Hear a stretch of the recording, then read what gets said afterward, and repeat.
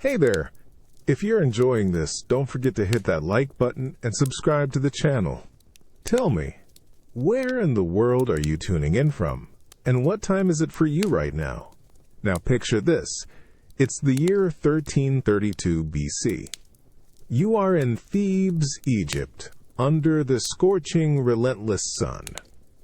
You feel the grit of fine sand against your teeth, blown in by a dry wind that offers no relief.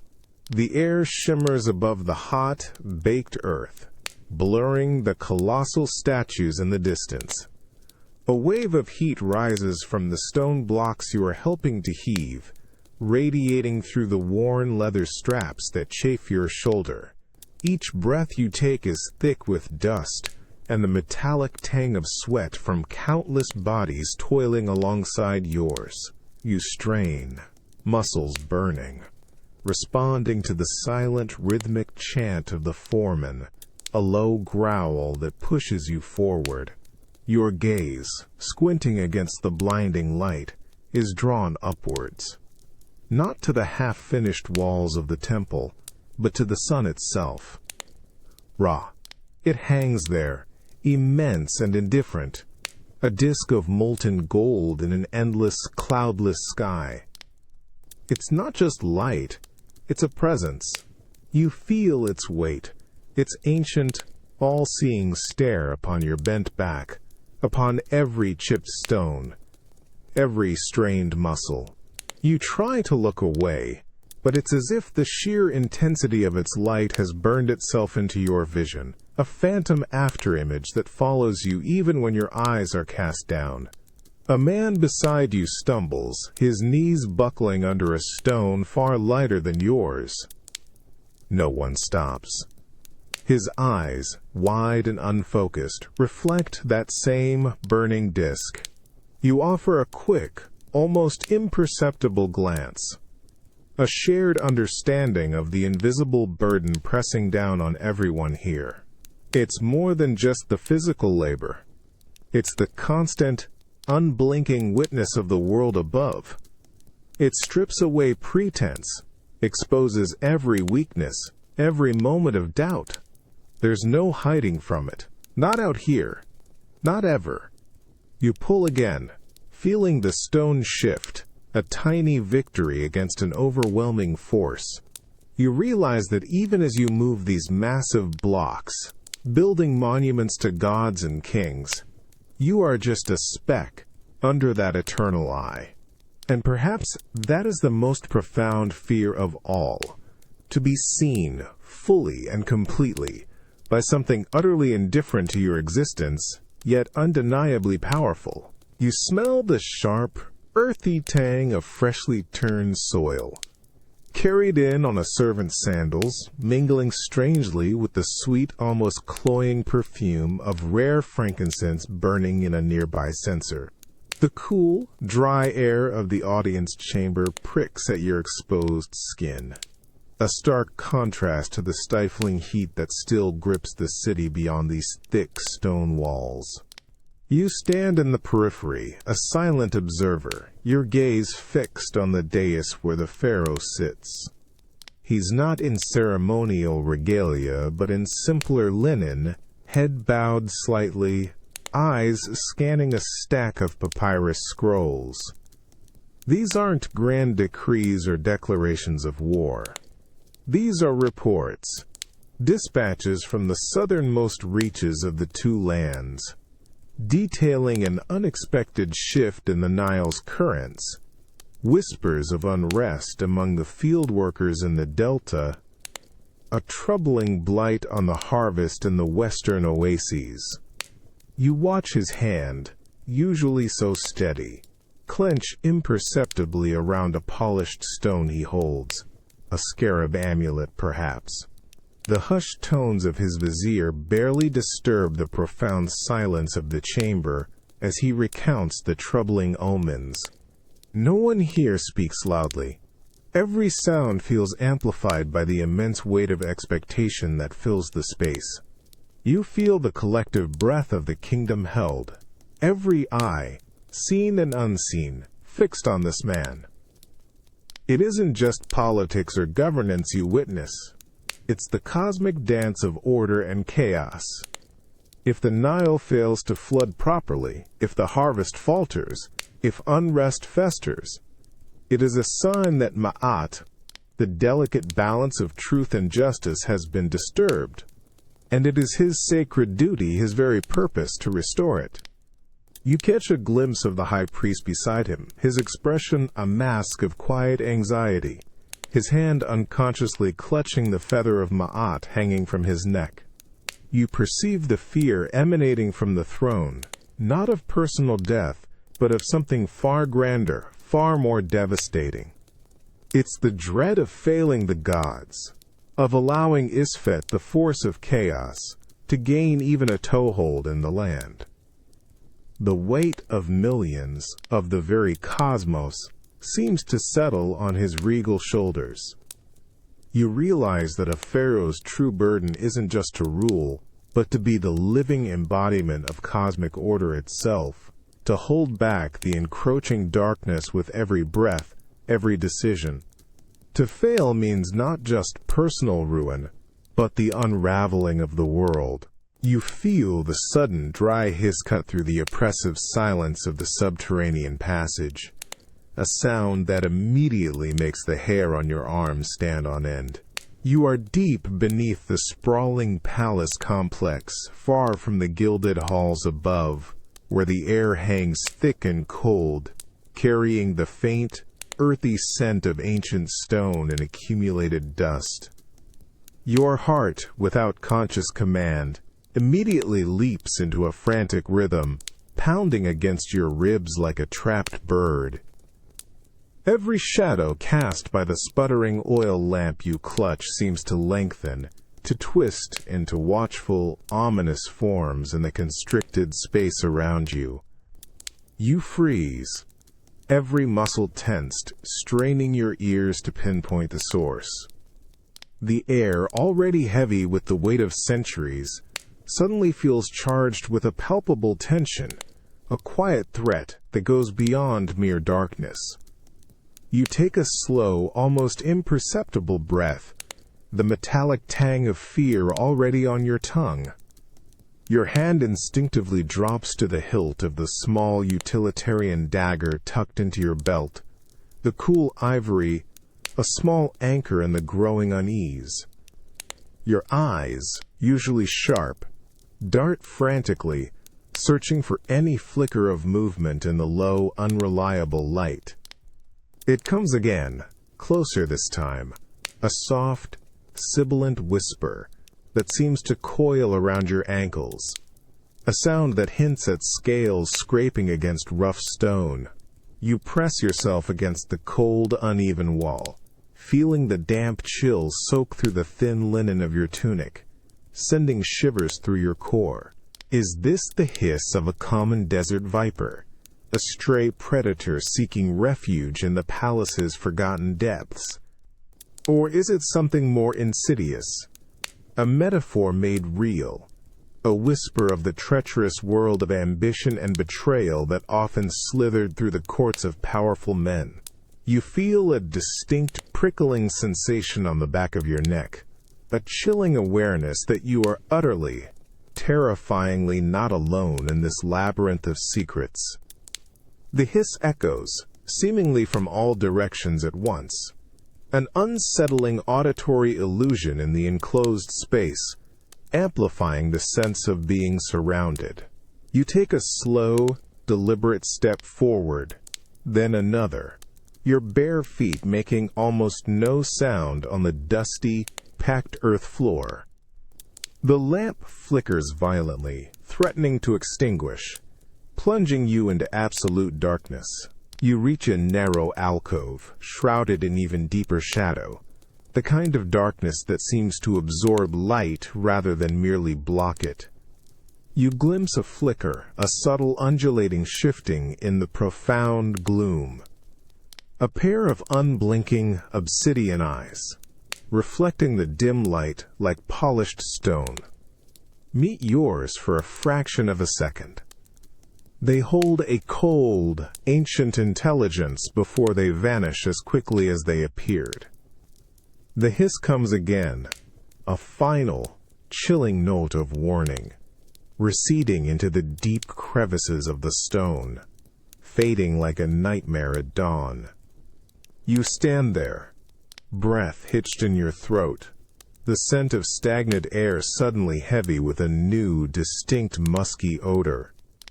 It leaves a lingering chill in the air, a profound sense of having brushed against a hidden, potent danger that operates in the unseen corners of power and vulnerability.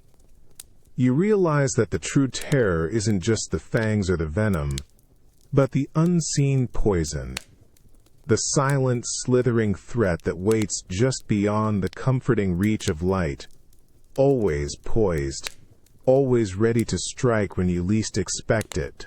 You breathe in the rich, heavy scent of cedar oil and expensive papyrus, a fragrance that speaks of ancient wealth and hushed power, but underneath it, you catch a faint, almost metallic tang, like old blood mixed with ambition. You are positioned within the inner sanctum of the royal archives, a chamber rarely accessed, where the air itself feels thick with the weight of centuries of lineage. Dust motes dance in the sliver of light filtering from a high window, illuminating the deep creases in the vizier's brow as he unrolls a lengthy genealogical scroll before the pharaoh. Your eyes, however, are fixed on the pharaoh himself.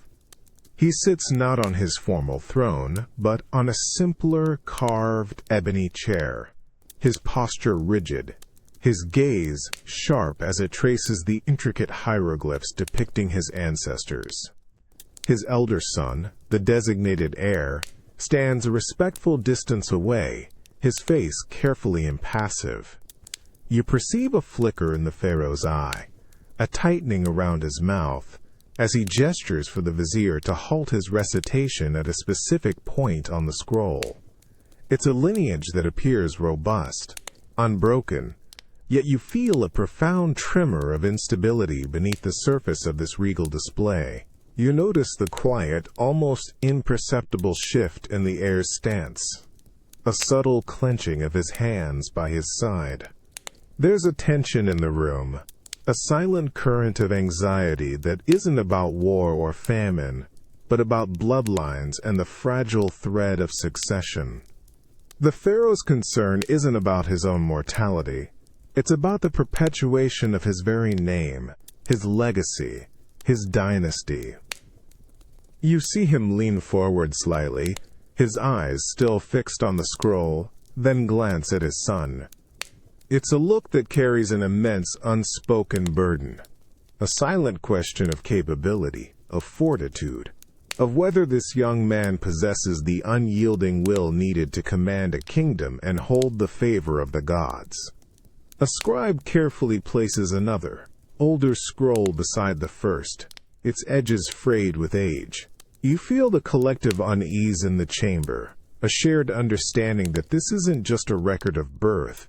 It's a living document of power, a blueprint for the future that can be torn apart by human ambition or divine disfavor. The pharaoh traces a finger along a faded section where a king's line abruptly ended, leaving a void, a chapter unwritten, a kingdom thrown into chaos. It's a stark reminder that even the most formidable power can unravel, that a dynasty, for all its might, is only as strong as its weakest link, as vulnerable as the next breath of an aging ruler.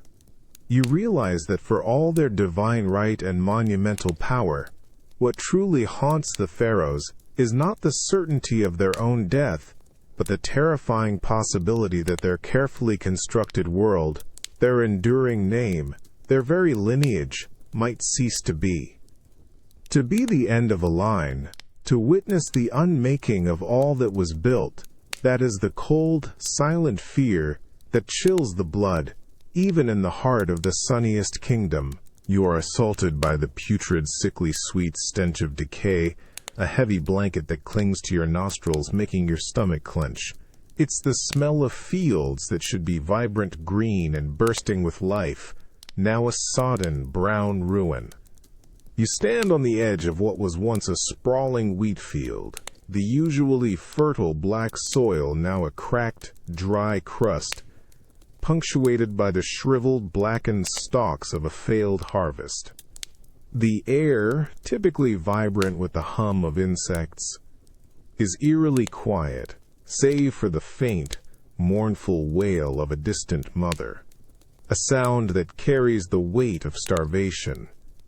Your bare feet sink slightly into the dusty earth, the warmth seeping into your soles, doing little to counteract the chill of dread that creeps up your spine. You watch as the Pharaoh, usually attended by a retinue, walks almost alone through the devastated rows, his regal sandals kicking up small clouds of barren dust. His hands, usually adorned with rings of power, are now clasped tightly behind his back, his shoulders hunched with a visible, crushing weight. He doesn't touch the blighted crops. He simply observes, his gaze sweeping across the desolation as if trying to imprint every detail onto his mind. You see the lines etched deeper around his eyes, the almost imperceptible tremor in his jaw. There are no shouts, no grand pronouncements here. Just the heavy silence of a man witnessing a catastrophe he cannot command. A high priest walks a few paces behind him, murmuring incantations, shaking a sistrum half-heartedly, its usual celebratory jingle now sounding hollow, almost mocking. The Pharaoh doesn't seem to hear him.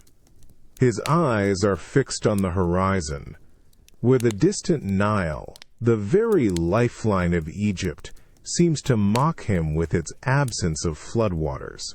You perceive the silent questions weighing him down. Where is the bounty Ra promised? Has Ma'at been offended? What has he done or failed to do to incur such divine wrath? This isn't just a bad season.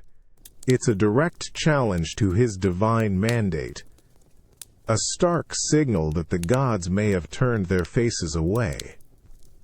You feel the collective desperation of the scattered villagers, their gaunt faces and hollow eyes reflecting the same hunger that now threatens the very fabric of the kingdom. Their fate, their lives, their continued faith, all hinge on his ability to appease the gods, to bring back the life-giving waters and the prosperity they represent.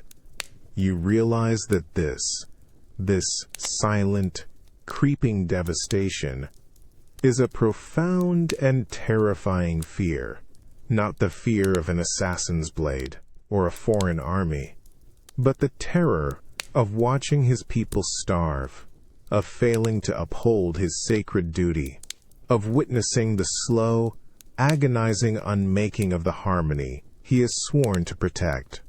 It's the fear of a world thrown out of balance, and the quiet, crushing realization that some forces are utterly beyond even a pharaoh's control. You smell the sharp, metallic tang of fresh blood, mingling with the acrid smoke of countless burnt offerings. The overwhelming scent clings to the damp, cool air of the inner temple sanctuary.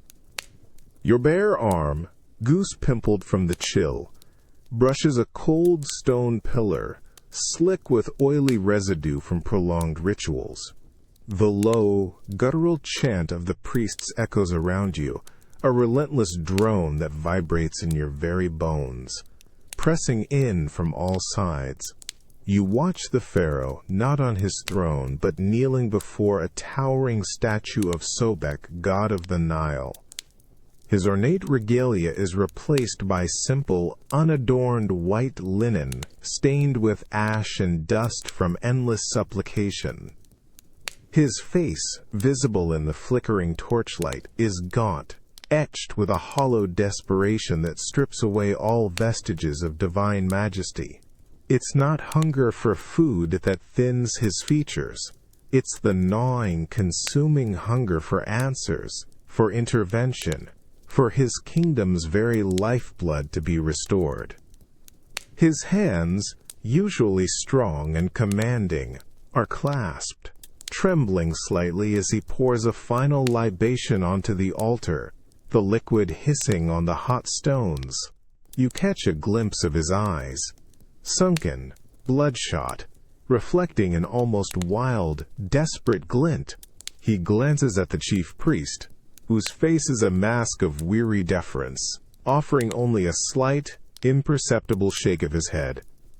The message is clear, appeals unanswered. The river remains stubbornly low. The fields still lie fallow. You feel the palpable wave of despair emanating from the Pharaoh, a raw, naked fear that chills you to the core. This is not the measured concern of a ruler, but the primal, all-consuming hunger of a shepherd whose flock dies, of a father whose children starve. Yet, he is a god. He is supposed to command elements, persuade gods. The burden is immense. You watch him rise slowly, his gaze sweeping across the anxious faces of his advisors. A silent demand for a solution, a miracle.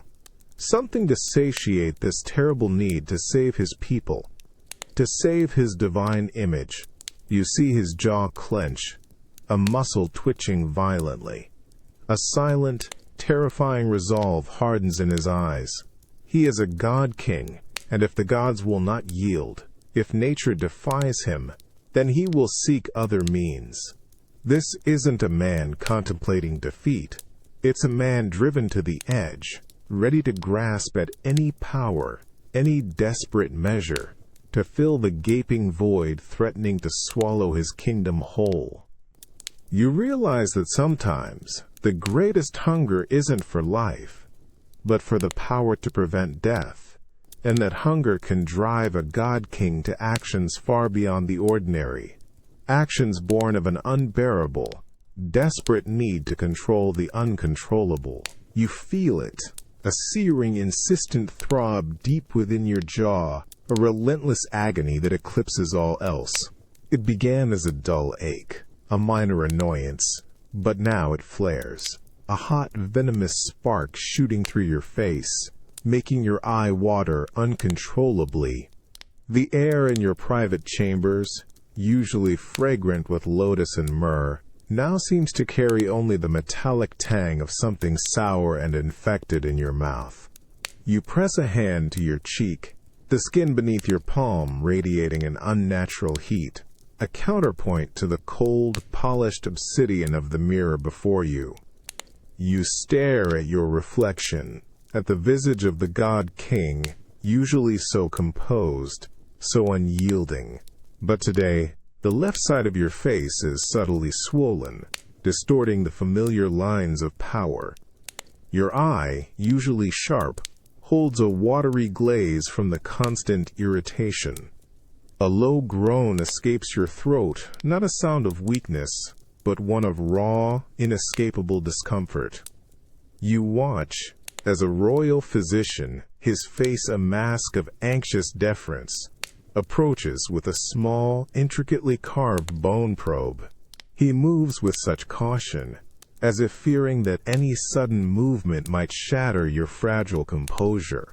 You open your mouth, a shudder running through you as his instrument carefully touches the offending tooth. A jolt of pain, sharp and immediate, rips through you, making you flinch involuntarily.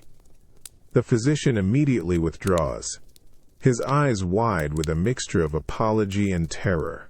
He glances at the high priest standing nearby, a silent communication of helplessness. All the power of Egypt, all the wealth, all the skilled healers cannot vanquish this tiny, insidious enemy gnawing at the very core of your being. You perceive the fear in their eyes, not for your life, but for your sanity, for your ability to rule when this agony grips you. You try to focus on the scroll of petitions laid out before you, letters detailing pressing matters of state, pleas for justice, reports from distant garrisons, but the words swim before your eyes, each syllable dissolving into the relentless rhythm of the throbbing in your head. Your divine authority, your connection to the gods, your very wisdom, all seem to diminish, eclipsed by this singular, maddening torment.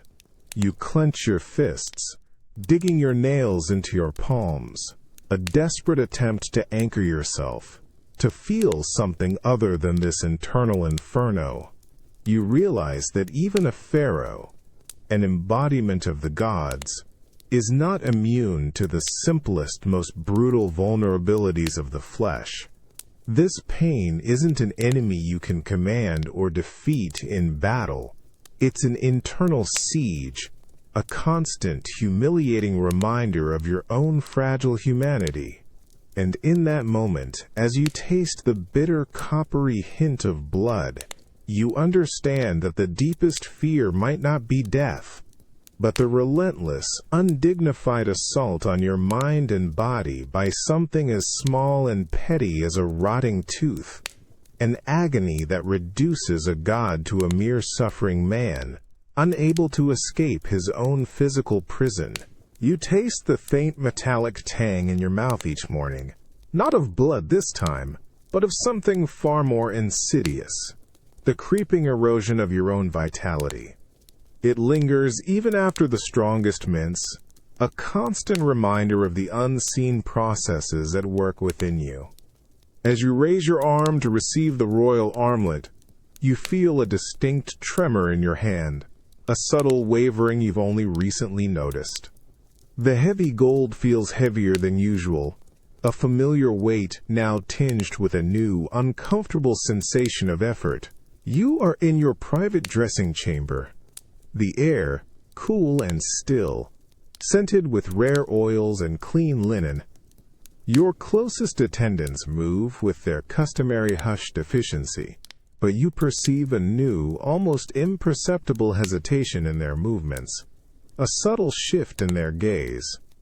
They avoid your eyes for just a fraction longer, perhaps seeing what you try desperately to conceal, the subtle deepening of the lines around your eyes, the fainter gleam in your once commanding pupils, the slow, unavoidable softening of your jawline. You catch your reflection in the polished bronze mirror.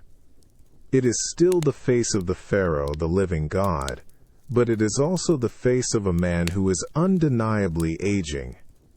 You trace a finger along a new, fine wrinkle at the corner of your mouth, a testament to countless smiles and perhaps even more unspoken worries. You try to straighten your back, to project the usual unbending majesty, but a persistent ache in your lower spine flares, making the movement less fluid, less effortless than it once was. You take a slow breath, the effort suddenly more pronounced, less natural. You feel a profound sense of betrayal from your own body, a vessel that was supposed to be a flawless conduit for divine power, now showing the undeniable signs of decay. This isn't the sharp, definable pain of a wound or illness. It's a pervasive, insidious weakening, a slow relinquishing of control. The whispers of mortality are no longer distant echoes, but intimate, daily reminders. Your power, your right to rule, your very connection to the gods, hinges on your unwavering strength, your eternal vigor. You watch as the head attendant, a man whose face has been impassive for decades, allows a fleeting glance of concern to cross his features before quickly averting his gaze. He sees it too. He sees the God King slowly becoming just a king, then just a man. You realize that the greatest fear isn't the finality of death itself, for you have prepared for that journey to the afterlife since birth. No, the terror lies in this slow, undignified unraveling, this physical erosion that strips away your divine image piece by agonizing piece, leaving you exposed and vulnerable, a god reduced to the frailties of flesh before the eyes of your worshippers and your gods. You hear nothing. No playful gurgle, no soft cry of hunger, no rustle of a restless body in a silken swaddle. The silence in the royal nursery is not merely the absence of sound.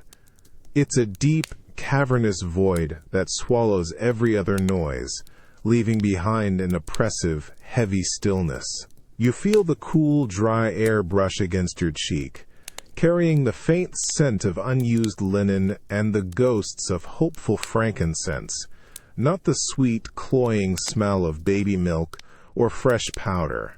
Your hand reaches out, almost involuntarily, brushing against the smooth, polished wood of an intricately carved cradle, still and empty beneath its delicate canopy. You stand in the center of the lavish chamber, a space adorned with tiny painted deities meant to protect and bless, yet it feels cold, sterile, like a tomb instead of a birthplace.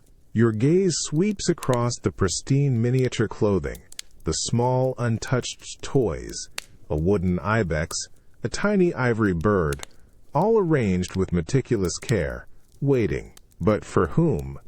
The question hangs in the air, a silent, agonizing accusation. You watch the pharaoh, not in his royal robes, but in simpler attire, his shoulders slumped, his eyes fixed on the empty cradle. There's a profound, raw ache etched into his features, a vulnerability you rarely, if ever, witness. He runs a hand over the soft, embroidered blanket, his fingers lingering on the untouched fabric, as if he can conjure life into existence through sheer will. A high priestess, her face solemn, offers a hushed prayer from the doorway, her voice barely a whisper against the vast silence. Her gestures are slow, deliberate, each movement a plea to the gods, a desperate attempt to fill the gaping emptiness that pervades the room. You perceive the despair radiating from the pharaoh, a fear far more personal and devastating than any political intrigue or military threat. This isn't just about a child. It's about the future. It's about the fragile thread of his dynasty, the continuation of his divine bloodline. An heir is not merely a son or daughter. An heir is the living promise of eternal Egypt, the very embodiment of stability and continuity. Without one, the entire edifice of his rule, his legacy, his place in the cosmic order, crumbles. You see his jaw tighten, his eyes closing for a fleeting moment, as if battling an unseen, unyielding force. The burden of succession, a weight heavier than any crown, presses down on him. You realize that for all the temples built and wars won, for all the prayers offered and rituals performed, this fundamental vulnerability, the inability to ensure the future, to plant the seed of the next generation, is the most terrifying fear of all. It's the dread of being the end, of watching the grand tapestry of an ancient lineage unravel, leaving nothing but an empty cradle and the chilling, echoing silence of a future unwritten. You feel the bitter dust of ancient, unused chambers catch in your throat, a dry, cloying sensation that makes you cough slightly, tasting the millennia-old grit. The air, heavy and stagnant, carries the faint, ghost-like scent of dried rituals and forgotten ambitions. You stand in a rarely opened vault deep within the royal necropolis, where the carefully preserved sarcophagi of pharaohs past stand like silent sentinels, each waiting for their destined successor. Your torch casts long, dancing shadows, making the carved faces on the stone coffins seem to watch you with unblinking eyes. You walk slowly, your bare feet making no sound on the smooth, polished stone floor, past generations of your ancestors. Each one, a link in a golden chain stretching back to the dawn of time, their names inscribed with proud certainty. You observe the pharaoh beside you, his usual majestic stride now subdued, his shoulders slightly bowed. He isn't here to admire his forebears, but to confront a chilling reality. His gaze, usually so distant and commanding, is now intensely focused on the final, empty niche at the end of the long hall. The space prepared, meticulously, for his own resting place. He runs a hand, not over the hieroglyphs of a triumphant reign, but over the bare, unadorned stone where a future name should be carved, where a successor's cartouche ought to precede his own. His chief vizier stands a respectful distance away, his face etched with a profound sorrow, his hands clasped tight enough to whiten his knuckles. The silence of the tomb is not one of reverence, but of an unspoken shared dread. This isn't about an absent child anymore. It's about the void itself. It's the chilling realization that there may be no name to inscribe after his, no future link in this sacred chain. You perceive the fear emanating from the Pharaoh, a cold, existential dread that penetrates deeper than any fear of personal death. For a Pharaoh, death is a transition, a journey to the stars. But to be the end of the line, to have this unbroken river of kings dry up with your passing, that is the true, unforgivable failure. It is the unmaking of the cosmic order, the unraveling of Ma'at itself, a betrayal of the gods and of Egypt. You watch his hand clench into a fist, pressing against the cold, empty stone, as if trying to force a future into existence through sheer will. You feel the weight of countless generations, the echoes of their triumphs and their prayers, pressing down on you both. To witness the potential end of such an ancient, divinely ordained lineage is to glimpse a chasm, a darkness far more profound than any personal demise. It is the fear that after you, the golden thread will snap, and the great story of Egypt, as embodied by its ruling house, will simply cease, leaving only silent, echoing emptiness where life and purpose once were. You feel it, a subtle, insidious crawl beneath your skin, an insistent burning itch that seems to ignite from within, a phantom flame licking at your flesh. It starts on your forearm, then spreads, a silent wildfire demanding your attention. The rich, perfumed oils, usually meant to soothe your skin, now feel like a mockery, doing little to quell this maddening sensation. The air in the royal bathhouse, normally a sanctuary of steam and quiet contemplation, is heavy with the mingled scents of desperate poultices and bitter, ineffective herbs. You try to ignore it, to maintain the regal composure expected of a living god. You dip your hand into the cool rose-infused water, hoping the chill will offer some relief, but the moment your arm emerges, the sensation returns, more fervent than before. You see your own reflection in the shimmering water, your jaw clenched, a tiny, almost imperceptible twitch near your temple. You glance at the royal attendants, their faces carefully blank, but you perceive a certain stiffness in their movements, a faint redness on the back of one man's neck. They feel it too. Everyone does. A royal physician approaches, his brow furrowed with concern that he tries, and fails, to hide.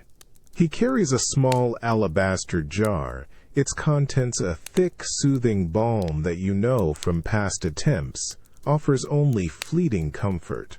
You extend your arm, your gaze unwavering, watching him apply the cool paste.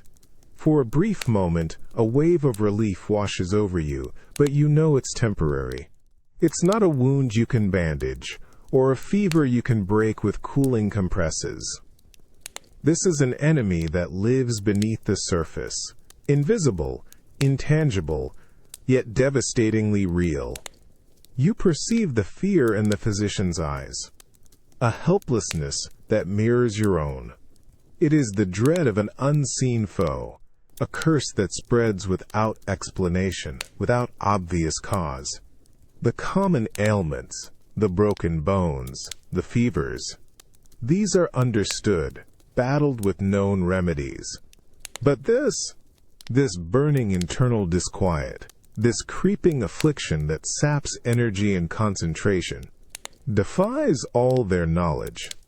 It's an insult, an unholy transgression against the order you are meant to uphold. How can you command a kingdom if your own skin is in rebellion, if your people are silently consumed by this invisible torment? You clench your teeth, forcing your hand to remain steady. You are the Pharaoh, the bridge between gods and men, the protector, but against an enemy that leaves no visible mark. Only this maddening, persistent fire beneath the skin. What power do you truly wield? You realize that the most profound fear isn't just the visible ravages of sickness or death, but the insidious, inexplicable nature of an unseen plague, a relentless, silent invasion that strips away dignity, undermines authority, and leaves you utterly powerless against a foe you cannot even grasp. A foe that turns your own body into a tormenting prison. You taste the grit of cold ash on your tongue, a bitter reminder of a sacred flame that should have roared to life but now lies dormant, emitting only faint, wispy tendrils of smoke. The air in the grand sanctuary, usually vibrant with divine presence, feels impossibly vast and empty, absorbing the hesitant, fragmented chants of the priests like dry sand. You stand near the towering basalt columns, their polished surfaces cold against your trembling arm, a stark contrast to the deep, churning unease that tightens your stomach. You watch the Pharaoh, draped in ceremonial white linen, his usually stern face now a mask of profound, almost desperate concentration as he performs the final, crucial rites. He raises his hands high to the heavens, offering sacred incense, his movements precise, practiced, yet imbued with an uncharacteristic tension. He waits for the plume of rich, aromatic smoke to rise straight and true, a clear path ascending directly to the watchful eyes of the gods. But the smoke, heavy and listless, merely curls lazily, clinging to the temple's carved ceiling, refusing to ascend, never reaching the brilliant, sun-drenched sky beyond. There is no tremor in the massive stone foundations, no sudden, divine gust of wind, no shimmering light to acknowledge his solemn supplication. Just this profound, suffocating, heavy silence. The high priest, who stands a respectful pace behind him, usually a pillar of unwavering faith, shifts his weight nervously on his gilded sandals. His eyes, fixed intently on the Pharaoh's rigid back, convey a desperate plea, a silent question that hangs heavy. Is it truly so, my lord? Have they abandoned us? The other priests, their voices growing fainter, their synchronized movements faltering, cast anxious, fearful glances at each other, their gestures becoming stiff, almost mechanical with dread. You perceive the Pharaoh's regal shoulders slump, not from physical weariness, but under the immense unseen weight of an unhearing cosmos. His head bows, not in reverence, but in what looks like a defeated, soul-crushing acknowledgement. He turns from the ancient altar, his gaze sweeping slowly across the magnificent offerings. The glittering gold artifacts, the vibrant jewels, the meticulously prepared plates of fruits and grains, the slaughtered sacrificial animals. All this immense wealth, all this fervent devotion now seems utterly meaningless, pointless, in the face of this absolute, chilling, divine indifference. There's a profound emptiness in his usually commanding eyes, a stark, terrifying realization that the sacred connection has been irrevocably severed, that the gods, for reasons unknown, have chosen to simply not answer. It's not a visible punishment. It's worse. It's an absence, a cold, vast void, where a comforting, guiding, responsive presence once resided. You realize that this terrifying and absolute silence from the heavens is a fear far greater than any mortal threat. It's the profound existential dread of being utterly forsaken, of performing your sacred duty into an empty void, of finding yourself truly, devastatingly alone in the vast, indifferent cosmos.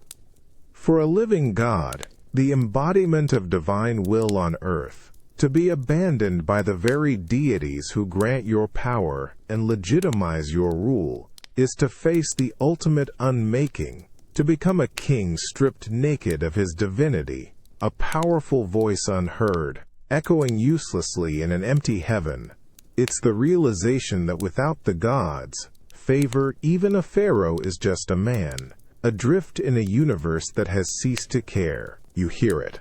The harsh, grating shriek of metal against solid stone, a sound that doesn't just cut through the air, but feels like it scrapes at the very core of your being. It's a relentless, ugly noise, not the proud, rhythmic clang of building, but the deliberate, violent undoing of history. You stand in the long shadow of a colossal temple pylon, its surface usually a testament to eternal glory, now marked by raw, pale abrasions, like fresh wounds on ancient skin.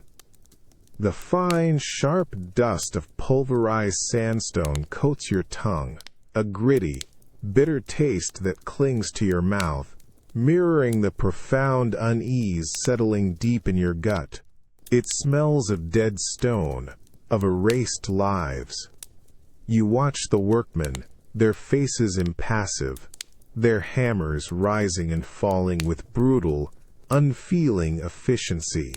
They are systematically defacing the cartouches, chiseling away the sacred hieroglyphs that form the name of the previous, disgraced pharaoh.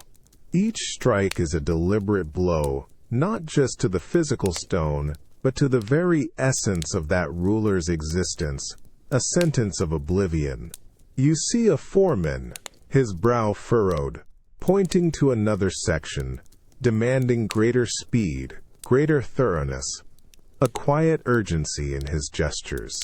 There is no anger in their movements, only the cold, methodical precision of executioners carrying out a decree, leaving behind nothing but blank, scarred stone.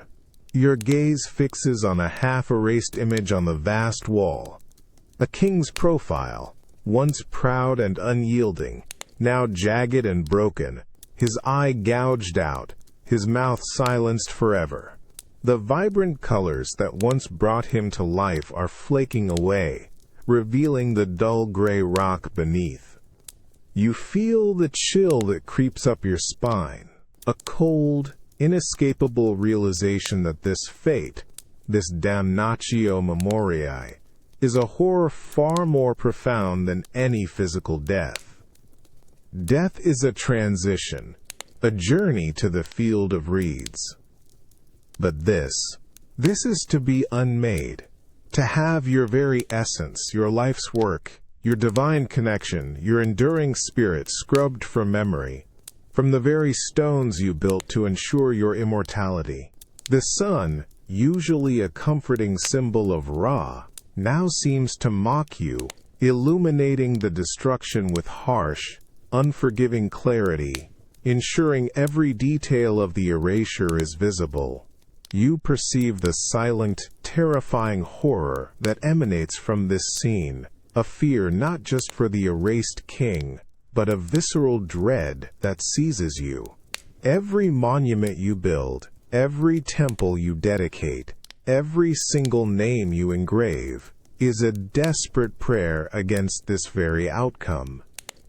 The grating sound continues its relentless rhythm of undoing, a constant, sharp reminder of how easily even the mightiest can be forgotten, how quickly legacy can be torn down. You realize that a pharaoh's deepest, most profound terror isn't the decay of the body, which is merely a step towards rebirth and eternal life. No, the true horror is the utter annihilation of the name, the legacy, the very soul in the minds of men and the eyes of the gods. To be forgotten is to truly cease to exist, an unmaking more absolute than any mummification can prevent, leaving nothing but an empty space where your identity once stood, a silent echo in an unwritten history. You feel a sudden, profound chill, not of the stone walls, but as if an invisible thread connecting your very essence to the world is fraying, thinning. It's a cold that touches deep inside, past your bones, right to what you feel is your ka, your spiritual double. The air around you, usually still in this sacred antechamber of your unfinished tomb, seems to shimmer with a faint unsettling distortion, like a reflection on troubled water. You taste bitter dust, not from the air, but an imagined taste of what it means to be unmade. Your gaze sweeps across the pristine hieroglyphs being meticulously carved into the walls. Prayers for your journey, assurances of your eternal existence, countless invocations of your names, great and small. These are the anchors, the sacred bonds meant to ensure your survival in the duat, the underworld. But in the corner, where a previous name was to be inscribed, a patch of raw, unfinished stone remains, hastily covered with a crude canvas. That blankness speaks volumes. An echo of the erased pharaoh. A chilling void that now feels almost contagious. You watch your chief scribe, usually a man of steady hand and unwavering concentration, falter for a moment, his chisel hovering just above the stone. He glances at you, his eyes wide with an unspoken recognition of the danger, a shared understanding of the sheer terror that lurks beneath this meticulous work. He knows the stories, the cautionary tales of pharaohs whose names were wiped clean from history, whose very existence in the afterlife withered and dissolved, starved of the earthly sustenance of memory and reverence. You perceive the profound, gut-wrenching dread that this physical erasure could lead to the unthinkable. A second death, not of the body, but of the soul. It's the ultimate oblivion, the cessation of your eternal journey, the true annihilation that even the mightiest mummification cannot prevent. You clench your fists, your nails digging into your palms, a desperate attempt to ground yourself against this ethereal, insidious threat. All your temples, all your monuments, all your carefully planned rituals are but fragile barriers against this ultimate non-existence. You realize that for all the preparations, all the rituals, all the power wielded in life, the greatest fear isn't the moment your breath leaves your body, for that is but a transition. No, the true terror is this insidious unmaking, the slow, agonizing fade of your spiritual being, your name forgotten, your offerings ceasing, your essence dissolving into the cosmic void. It's the unbearable thought of a final, utter end, a second death, from which there is no awakening, leaving nothing but an empty echo in the vast, uncaring silence of eternity. You taste the gritty, fine sand even before you fully open your eyes, a dry, cloying film coating your tongue and teeth. It's in the air, thick and oppressive, carrying the metallic tang of dust and distant howling wind. You are inside the vast, usually cool reception hall of the palace, but now the air is a furnace, every breath a struggle against the suffocating grime that seems to seep through every crack, every shuttered window. The rich tapestries hanging from the walls are no longer vibrant, but muted, coated in a uniform, ochre shroud. You feel the constant, irritating itch of sand against your skin, even beneath your fine linen robes.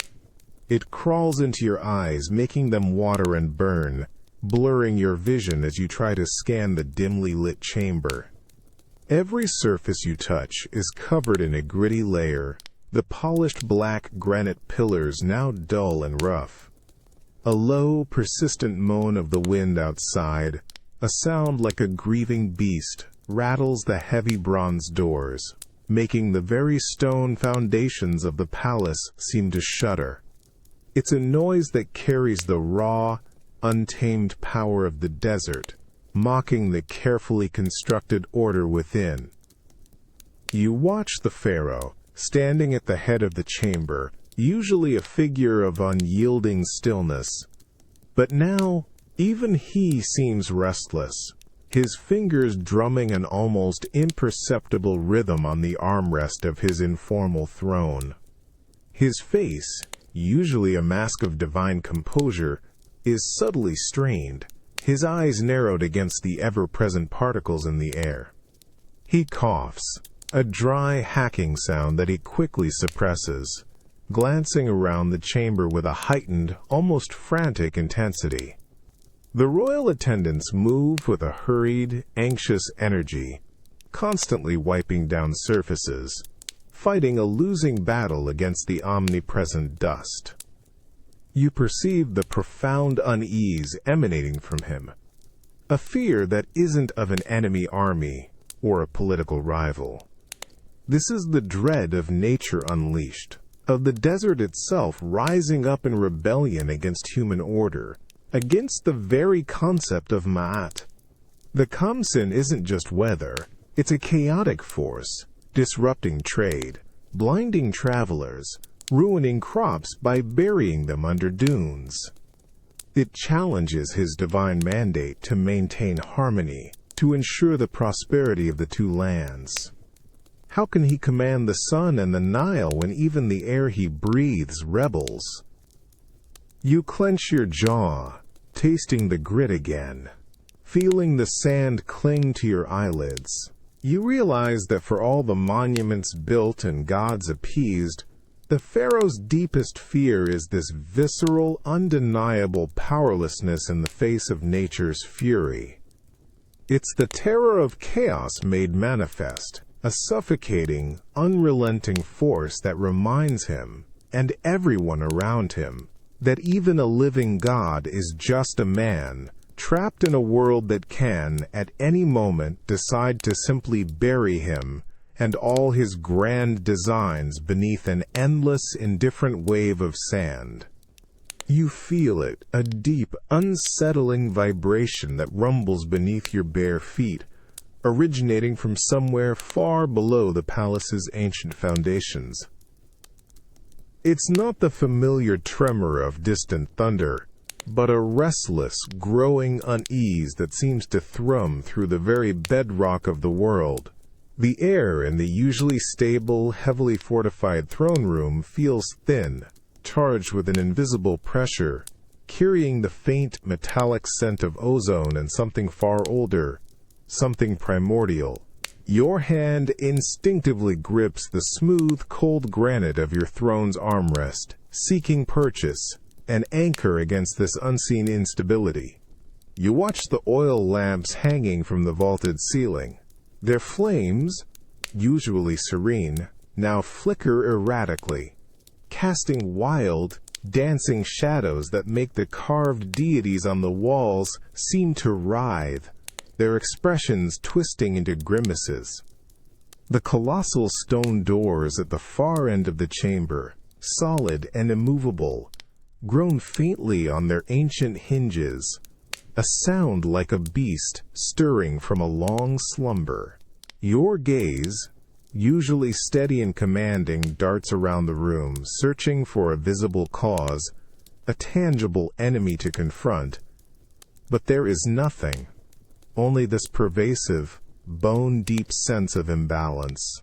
Your chief vizier, usually unflappable, stands stiffly to your side, his eyes wide and fixed on a small, intricate mosaic on the floor. A tiny crack, barely perceptible, snakes across its perfectly ordered pattern, a hairline fracture that seems to grow before your very eyes. He doesn't speak, but his rigid posture, the slight trembling of his hands clasped before him, speaks volumes. The priests present, usually chanting or performing their duties with rhythmic certainty, are now silent, their faces pale, their eyes cast down, muttering prayers too soft to hear. Their fear is palpable, a cold wave washing over the assembled court. You perceive the fear within yourself, not of physical harm, but of something far more profound. This isn't an invasion or a famine. This is the very fabric of existence threatening to unravel. It is the insidious return of Isvit, the chaotic force that predates creation, challenging Ma'at, the sacred order you are divinely appointed to uphold. Every shifting flame, every creaking stone, every unseen vibration is a whisper of the abyss, a sign that the boundaries between the ordered world and the void are weakening. The responsibility, the immense weight of preserving cosmic balance, presses down on you, a burden heavier than any crown. You clench your jaw, forcing yourself to remain still, a beacon of unyielding order amidst the silent, creeping chaos. You are the Horus, the living bridge between man and God, the one who fights back the forces of destruction with every breath, every decision. But how do you fight an enemy that is formless, an enemy that is the very absence of form, the return of the unmade? You realize that the Pharaoh's ultimate terror isn't just of death, or even of losing his name. It's the primal existential dread of absolute chaos, of a universe where the sun fails to rise, the Nile ceases to flow, and all meaning dissolves into an indifferent, terrifying void. It's the fear of being the last bastion of order, watching the world unmake itself around you, powerless to stop it. You feel it. A sharp, dissonant clash of sounds that grates against your ears, an unfamiliar rhythm and guttural cadence utterly alien to the harmonious flow of Kemet's tongue. It's not just noise. It's an invasion of sound, carving jagged edges into the meticulously crafted piece of the royal audience chamber. You taste the sudden dryness in your mouth, a subtle apprehension that pricks at the back of your throat. The rich, sweet scent of burning incense, usually so calming, now feels thin, almost overwhelmed by the alien vibrations filling the air. You stand among the silent, watchful court, your gaze fixed on the foreign envoys arrayed before the pharaoh. They are draped in unfamiliar furs and rough wool, their bronze armor glinting starkly under the sunbeams that slice through the high windows. Their faces, broad and unfamiliar, contort with expressions you struggle to interpret as their words tumble out, a cascade of sharp consonants and rolling vowels. You watch the royal interpreter, a man usually fluent in a dozen tongues, stumble, his brow furrowed with visible effort, his translations slow and hesitant, losing nuance, stripping away the true intent. The pharaoh sits on his throne, a bastion of stillness, but you perceive a subtle tension in his jaw, a slight narrowing of his eyes. He is accustomed to understanding, to commanding, to having every word resonate with his authority. Now, he waits, dependent on another's flawed filtering, a momentary loss of his absolute control over communication. He gestures for clarification, a slight nod of his head, but the foreign envoy responds with another torrent of their strange speech, a wave of incomprehension that washes over the court, leaving a wake of quiet unease. You see the vizier beside the throne, his hand subconsciously tightening on the hilt of his ceremonial dagger, a primal reaction to the unknown. You perceive the fear that subtly permeates the air, a fear far more insidious than any visible weapon. This isn't just a communication barrier. It's a profound cultural chasm, a chink in the impenetrable armor of Egyptian self-reliance. It's the unsettling realization that their words might carry insult, threat, or even demands, and you wouldn't fully know until it was too late. The smooth, predictable flow of power is interrupted, replaced by uncertainty, by the jarring potential for disastrous misunderstanding. The very foundations of order, of Ma'at, feel subtly challenged by this vibrant, unyielding alien presence, speaking in a language that refuses to bend. You clench your fists, feeling the smooth, cool stone beneath your palm, a small anchor in this sea of incomprehension. You realize that a pharaoh's deepest fear isn't just of an invading army, for those can be met and defeated. It's the silent, insidious invasion of the unfamiliar, the unsettling knowledge that there are entire worlds beyond your comprehension, cultures whose very words defy your understanding, whose intentions remain cloaked in an impenetrable veil.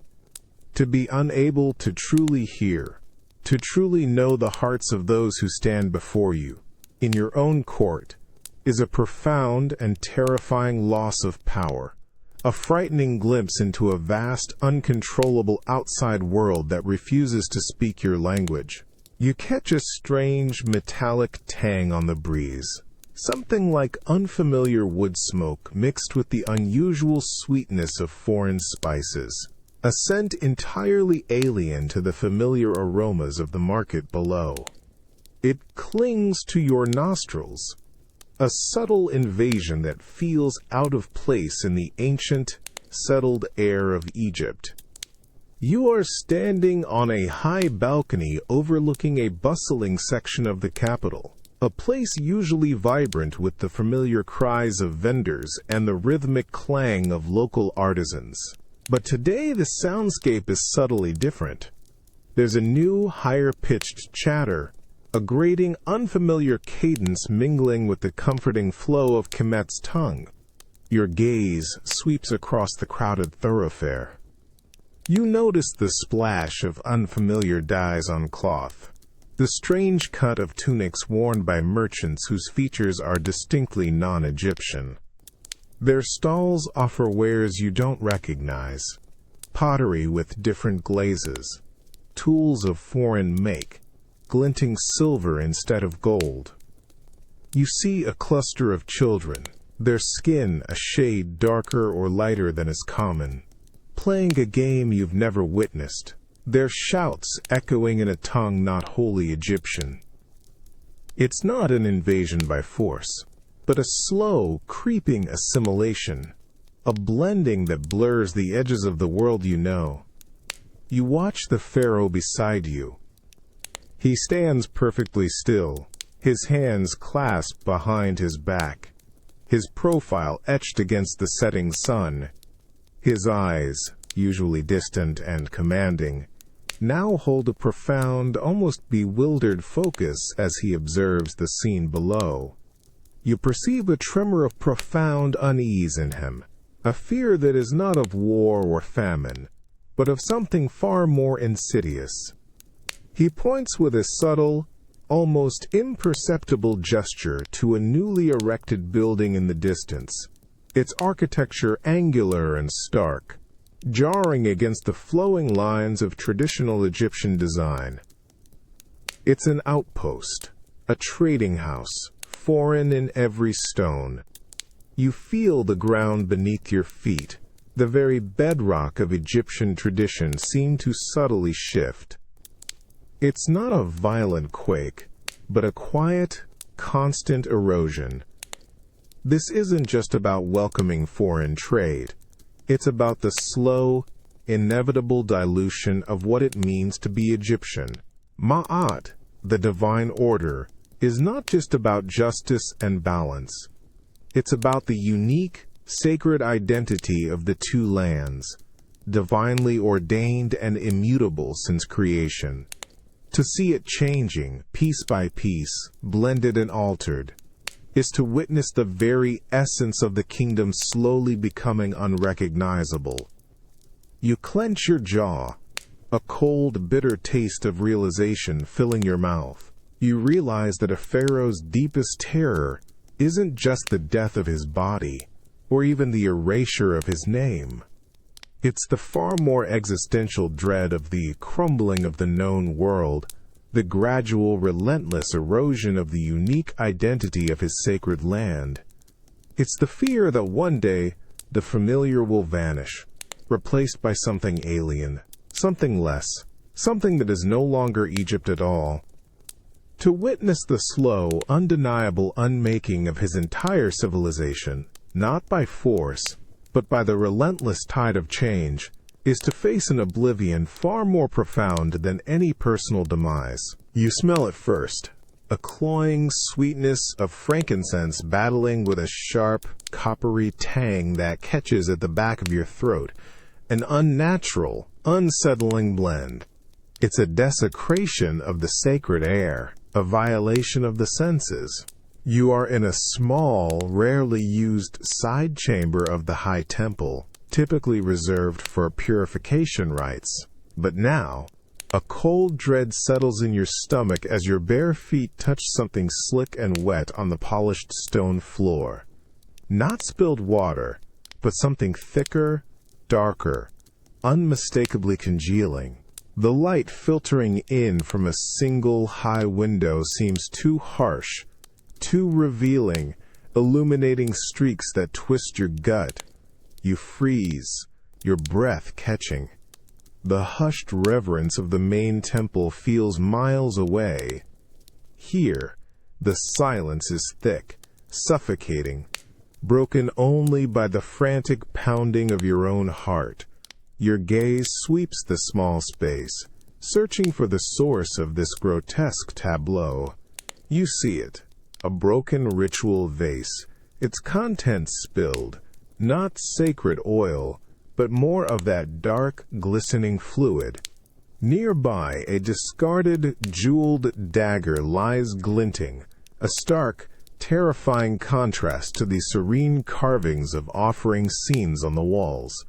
It doesn't belong here. Nothing about this belongs here. You watch the pharaoh, who entered this hidden chamber ahead of you, his back rigid. He stands utterly still, his eyes fixed on the evidence of violence, his regal posture betraying a tremor you rarely see. He doesn't move to touch anything. He simply observes, his jaw clenched, the muscle working subtly. A trusted priest, one of the temple's oldest guardians, stumbles in after you, catching the same dreadful scent. His face, usually placid, crumples in an instant, his eyes widening with a horror that mirrors your own. He glances at the pharaoh, then at the dagger, a silent, damning accusation. You perceive the fear emanating from the pharaoh, a profound, chilling dread that pierces deeper than any grief or anger. This isn't the terror of a foreign enemy breaching the city walls, for those battles are fought in the light of day. This is the insidious, soul-shaking fear of betrayal from within, of an enemy lurking in the very heart of the sacred, defiling the hallowed ground that should be inviolate. It's the terrifying realization that even the holiest spaces are not safe, that the very people sworn to uphold the divine order might be capable of such clandestine defilement. The line between loyalty and treachery has blurred, smeared across the temple floor like the blood itself. You clench your fists, feeling the chill of the defiled air on your skin. You realize that a pharaoh's deepest terror isn't just death. It's the quiet, unseen poison of corruption, the insidious spread of disloyalty within his most trusted circles. It's the knowledge that even in the most sacred of places, even among those dedicated to the gods, the serpent of betrayal can strike, leaving a trail of blood and shattered faith that undermines not just his life, but the very divine foundation of his rule. To be betrayed from within, where one should be safest, is to face an enemy that makes even the gods question who truly serves Ma'at. You taste the cold, metallic ash on your tongue, a bitter, chalky film that clings to your teeth. The air in your most private sanctuary, a chamber specifically designed for solitary communion with the gods, feels heavy, stale, and strangely unresponsive. It's usually vibrant with unseen presence, but today it hangs lifeless, clinging to your skin like a fine, invisible dust. You watch yourself in the polished black obsidian mirror, the image of the God King looking back. Your eyes, usually sharp and commanding, hold a profound weariness, a subtle, almost imperceptible film of unspoken anxiety. You raise a hand, not to command, but to lightly touch your own cheek, feeling the human warmth beneath the royal kohl. A soft, almost involuntary sigh escapes your lips, a sound of raw vulnerability that you immediately suppress, glancing around the empty chamber as if someone might have heard. The pharaoh sits on a low, unadorned stool, not his grand throne, in the center of the chamber. His regal hands, usually adorned with rings of power, are now clasped, resting loosely on his knees. He holds a small, polished ankh, the symbol of eternal life, but his grip is nerveless, almost limp. His gaze is fixed on the flickering flame of a small oil lamp, a single point of light in the dimness. He watches the shadows dance on the intricately carved wall, finding no answers, no divine guidance, in their chaotic, unmeaningful movement. Each flicker seems to mock the supposed steadfastness of the divine. A high priest, an ancient man whose wisdom has always been your anchor, stands at the threshold. His face, usually serene, is a canvas of quiet, profound concern, his eyes cast down, avoiding your direct gaze. He sees the lack of light in your eyes, the subtle tension in your posture. He senses the emptiness in the air. He must, by extension, feel the burgeoning doubt that now gnaws at the very heart of the divine conduit he serves. He says nothing, his silence a heavy cloak of shared apprehension, a testament to the unspoken horror. You feel the terrifying chasm opening within you, a silent scream of uncertainty that echoes in the vastness of the empty chamber. All your life you have been groomed, taught, worshipped as a living god, the son of Ra, the embodiment of Horus, the protector of Ma'at.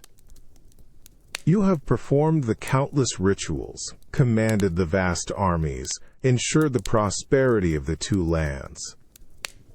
But as the floods fail to rise, as the unseen illness spreads through the villages, as the whispers of discontent from your people grow louder and more desperate, you question everything.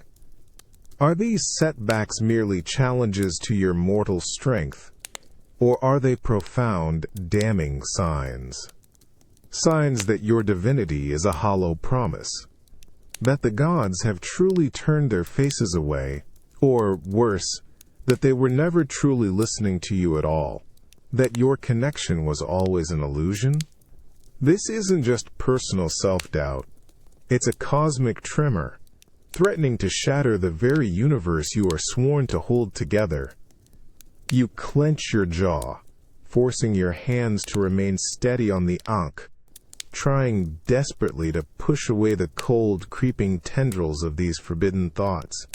You are the only one who can carry this immense, unbearable burden. To voice this doubt, even to yourself too loudly, is to invite chaos, to unravel the very fabric of your world, to break the fragile illusion that holds Egypt together.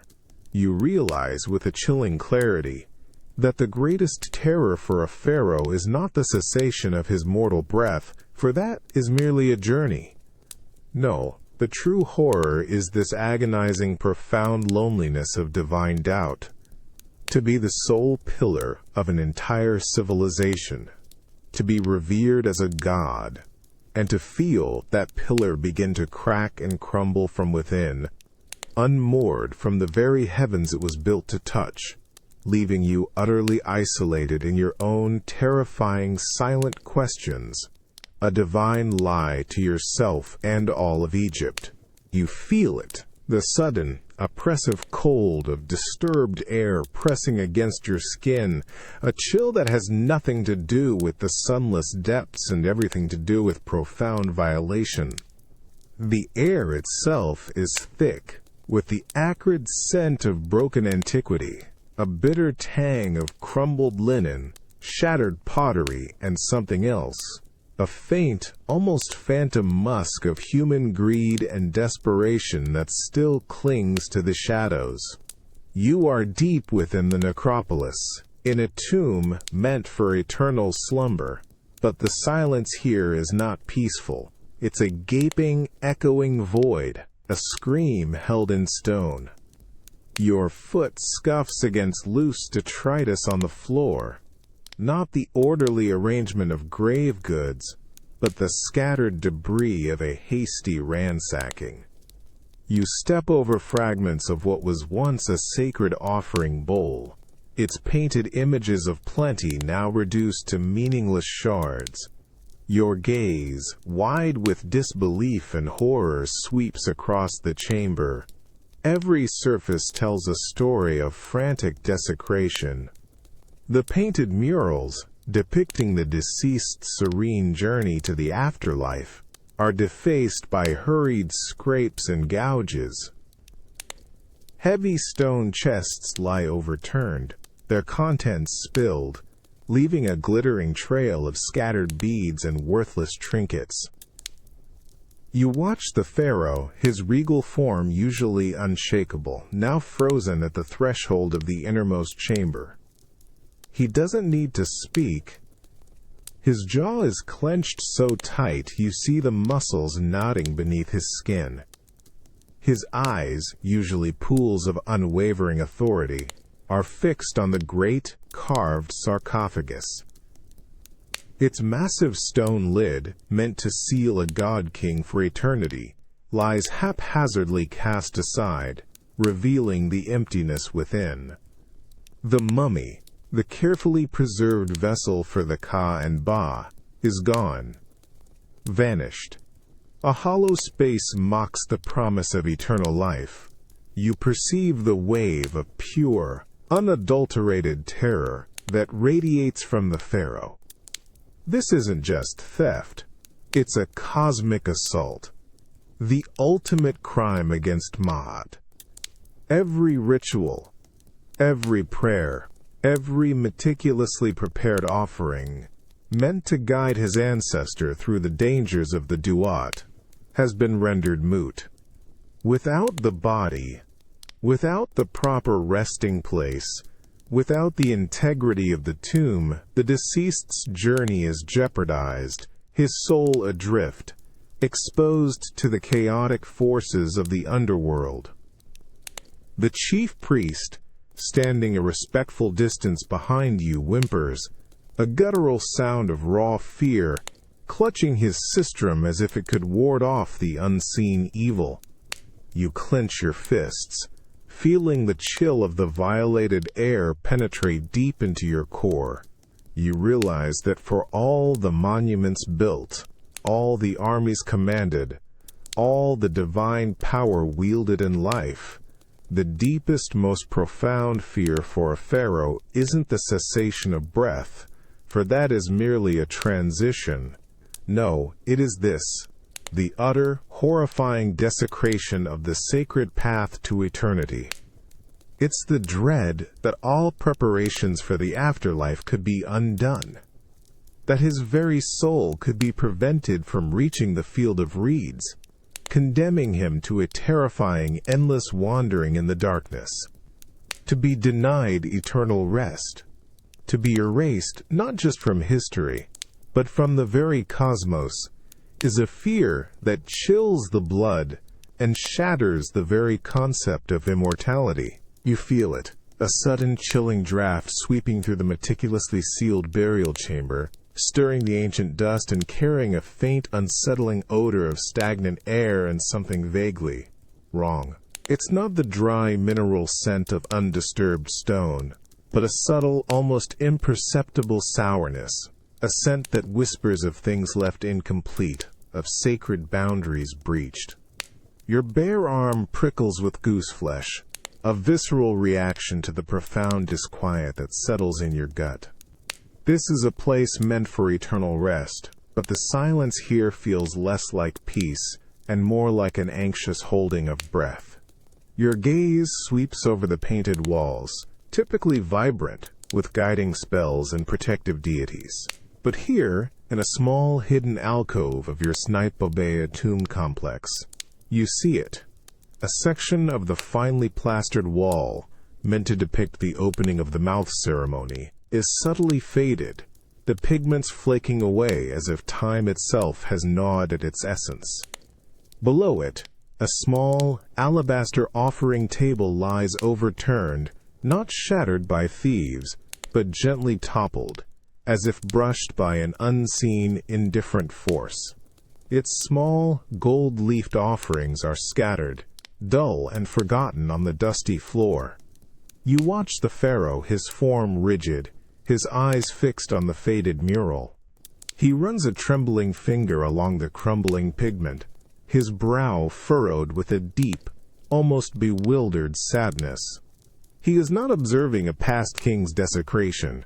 He is confronting a subtle, insidious flaw within his own path to eternity. A high priest, a man whose life has been devoted to ensuring the sanctity of the afterlife, stands beside him, his face a mask of profound helplessness. His hands, usually steady for ritual, now hover uselessly, unable to mend what seems to be a cosmic unraveling, a slow, inevitable decay of spiritual safeguards. He offers a low, mournful chant, but it sounds hollow, powerless against this silent, creeping corruption. You perceive the fear emanating from the pharaoh, a chilling dread that cuts deeper than any physical threat.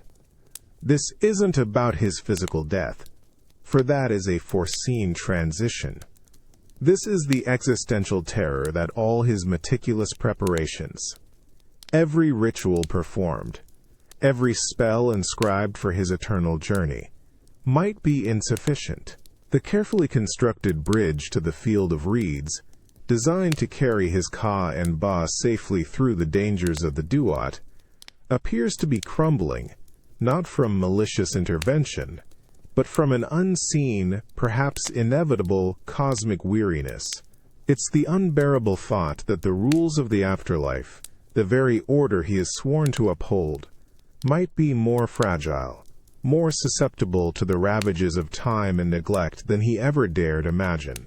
You clench your fists, feeling the cold, ancient dust on your skin, a bitter taste of an imperiled eternity. You realize that a pharaoh's deepest fear isn't just death, or even the erasure of his name. It is the chilling, profound terror that despite all his power, all his foresight, all the wealth and devotion poured into his eternal rest, the afterlife itself remains precarious.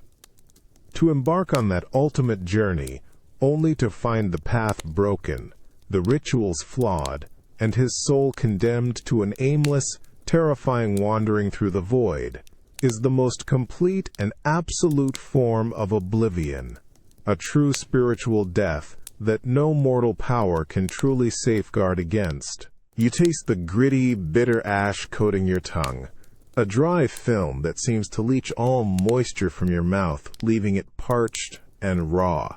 The air, thick with acrid smoke, burns in your nostrils and stings your eyes, making them water uncontrollably. You are standing in the heart of what was once the Grand Hall of Records, a place usually vibrant with the quiet rustle of papyrus and the faint scent of ink. Now, only charred beams and smoldering scrolls remain, their precious knowledge reduced to crumbling black flakes. The radiating heat from the still-glowing embers is intense, yet a deeper chill of desolation sinks into your bones. You watch the pharaoh, his royal cowl smudged by sweat and soot, his usually immaculate linen robes stained with ash. He moves through the ruins with a slow, deliberate pace, his bare feet crunching on scattered charcoal. Each step raises a small puff of black dust. His hands, usually so steady and commanding, tremble almost imperceptibly as he picks up a fragment of a scorched scroll. The intricate hieroglyphs on its edge, symbols of forgotten wisdom, barely hold their form before crumbling to dust in his fingers.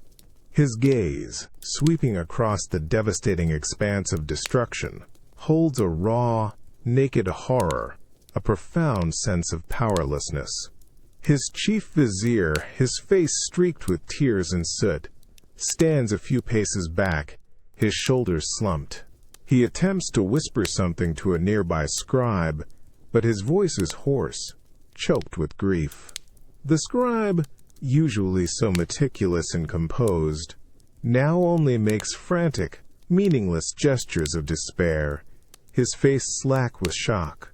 You perceive the profound disbelief and gut-wrenching despair emanating from the pharaoh, a palpable wave of misery that cuts through his divine facade. This isn't a battle lost to man, or a natural disaster that might eventually recede. This is a vital organ of his kingdom, a repository of its very soul, violently consumed by an unforgiving, ravenous force. This is not just the loss of property or material wealth. It's the burning away of collective memory, of documented history, of the very narratives that define Egypt and its divine lineage. The scribes dedicated their lives to preserving the words of the ancestors, the genealogies of kings, the sacred texts of the gods, the astronomical observations that guided the Nile's cycles. All gone, instantly, swallowed by fire. How does a kingdom survive if its past is devoured?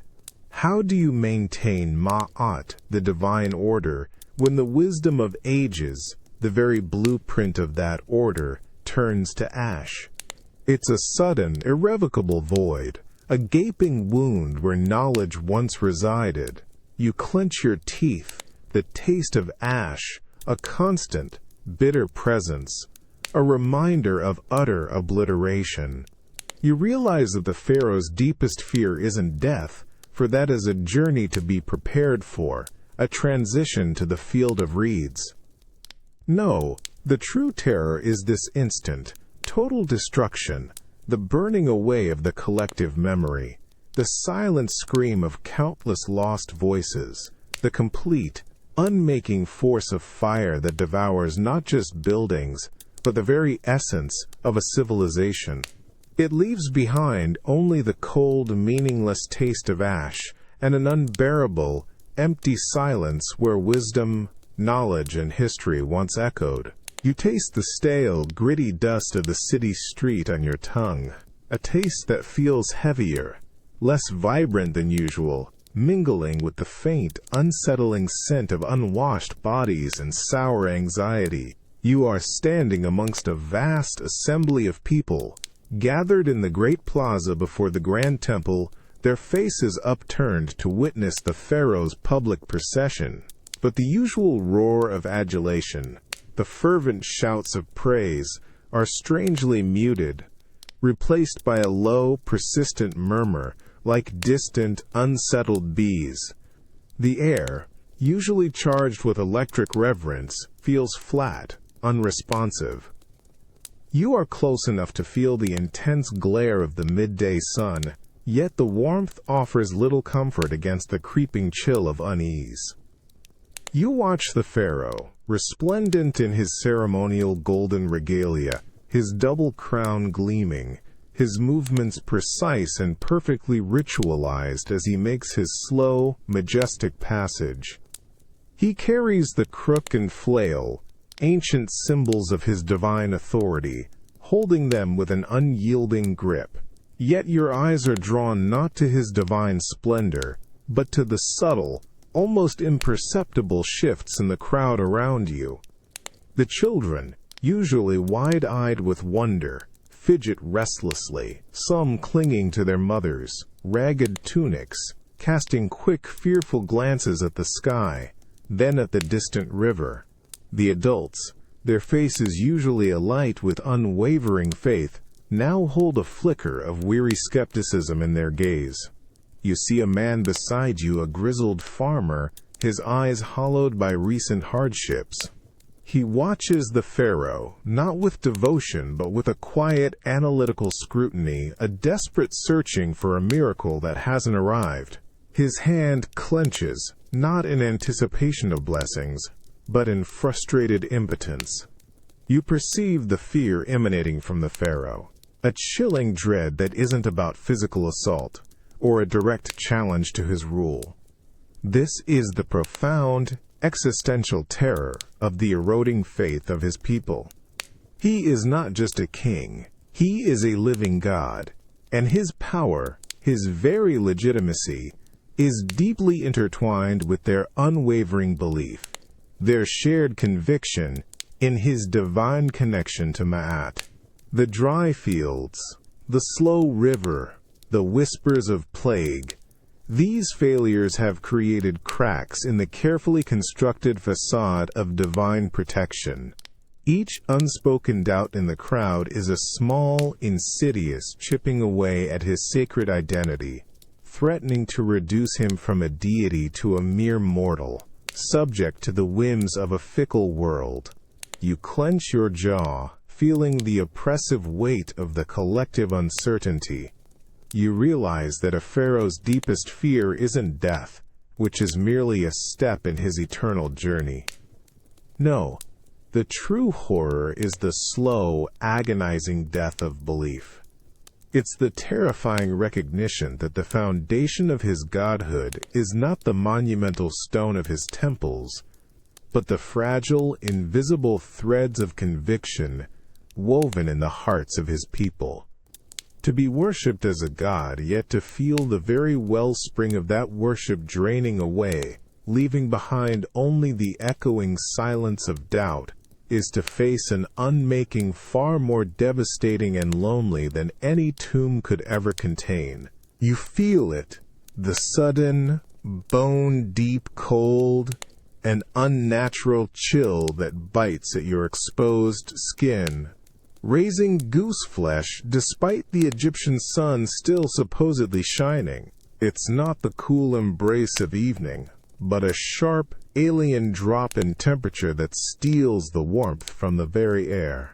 You are standing on a grand ceremonial platform overlooking the plaza, your eyes, protected by darkened obsidian, fixed on the sky. The light, moments ago a blinding golden deluge, is now fading with terrifying speed, not like the gentle descent of dusk, but like a vast, invisible hand pulling a dark veil across the world. A profound, eerie silence descends. The raucous cries of the street vendors cease. The chatter of the crowd dies to a hushed murmur. Birds, disoriented, stop their songs and plummet towards their nests. Their frantic, unseen movements, a stark contrast to the absolute stillness of the air. Even the persistent street dogs are quiet, their heads cocked at odd angles, sensing the profound wrongness of the world. You taste the sudden dryness in your mouth, a subtle apprehension that pricks at the back of your throat. You watch the pharaoh, standing at the center of the platform. His ceremonial regalia, usually gleaming with the reflected glory of Ra, now appears strangely muted, the gold losing its vibrant luster in the deepening twilight. His profile, usually a mask of divine composure, holds an imperceptible tension. He doesn't move, but you perceive a subtle clenching of his jaw, a deep furrow in his brow that even his elaborate headdress cannot fully conceal. His gaze, fixed on the devouring disk in the sky, is unwavering, but in its depths you see a flicker of primal fear. This is not just a celestial event. It is a direct assault, a temporary unmaking of the cosmic order he is sworn to embody. The assembled priests, usually vibrant with fervent chants, are now on their knees, their hushed prayers sounding like desperate whimpers against the vast, oppressive quiet. They glance at the Pharaoh, then back at the dying sun, a silent question in their eyes. Where is Ra? And what does this mean for his divine son? You feel the collective breath of the kingdom held, every eye fixed on the ultimate battle unfolding in the heavens, a battle for the very light that sustains life, that defines Egypt. You realize that for all his divine power, his unbreakable connection to the sun god, this momentary disappearance, this sudden, terrifying vulnerability of Ra himself, is a profound and chilling fear. It's the dread of chaos momentarily triumphing over order, of the universe's most vital force being swallowed by darkness. And as the last sliver of the sun vanishes, plunging the world into an alien, cold gloom, you understand that to be the son of a god who can be eclipsed even for a moment is to glimpse the terrifying fragility of all divine authority and the immense, terrifying responsibility of being the one left to guide a world suddenly without its sun. You are plunged into a primal, unholy darkness, a suffocating black void that swallows all light and sound, replacing it with an unbearable, echoing silence. The sudden, profound cold bites deep into your bones. Not the natural chill of night, but a pervasive, ancient iciness that seems to drain warmth from the very fabric of existence. The air itself feels thin, metallic, tasting of dry dust, and a fear so potent it's almost palpable, clinging to your tongue. This isn't just night. It's an unmaking, a moment when the world itself seems to hold its breath, waiting for oblivion. You stand on the ceremonial platform, your eyes, wide and disbelieving, fixed on the empty space where the sun should be. A monstrous, unseen presence now occupies the sky, a black maw devouring the heart of light. You watch the Pharaoh, usually a beacon of unyielding strength, now a rigid, statuesque figure, unmoving but radiating an intense, controlled tremor. The muscle in his jaw works almost imperceptibly, a silent battle against the cosmic terror. His breath is shallow, hitched, yet he maintains his stance, a solitary defiance against the encroaching chaos. His gaze is no longer fixed on the asterisk absence of the sun, but on the profound meaning of that absence. The assembled priests, who moments ago were chanting desperate supplications, have fallen silent, many dropping to their knees, their faces contorted in expressions of raw, animalistic terror. Their hands clutch desperately at their sacred amulets, as if these small tokens could ward off the ultimate evil. A low, collective moan ripples through the unseen crowd below, a sound of primal dread from thousands of souls witnessing the impossible. You feel the heavy, sickening weight of it all, the shared terror that Apophis, the primordial chaos serpent, has, for this terrifying moment, triumphed. It's the victory of Isfet over Ma'at, a complete reversal of the cosmic order. The sun god, Ra himself, has been swallowed. and the world is teetering on the brink of absolute dissolution. You perceive the fear emanating from the Pharaoh, a profound, chilling dread that goes beyond any personal peril. This isn't about his life. It's about the very soul of Egypt, the continuation of the ordered universe. He is the living God, the son of Ra, and if his divine father can be consumed, what hope is there for the world he is sworn to protect? The crushing weight of responsibility, of being the last bastion of order against this ultimate chaos, is almost unbearable. He is powerless, utterly, terrifyingly powerless against this cosmic attack. Then, a flicker, a tiny, silvered tear in the immense blackness, a single, defiant spark of light at the edge of the devourer. It grows, slowly, agonizingly, pushing back against the suffocating void. A collective, ragged gasp rises from the crowd, a sound of tentative, disbelieving hope. The world is not unmade. Not yet. You realize that for all the pharaohs, power, their armies, their temples, their divine lineage, the deepest fear isn't just death, which is a journey to be prepared for. No, it is this: the utter, terrifying victory of the chaos serpent, the momentary triumph of universal disorder. It's the profound, existential dread of witnessing the unmaking of the cosmos itself, of watching the sun god fall, and understanding, with chilling clarity, how fragile the tapestry of order truly is, and how terrifyingly close everything always comes to simply ceasing to be.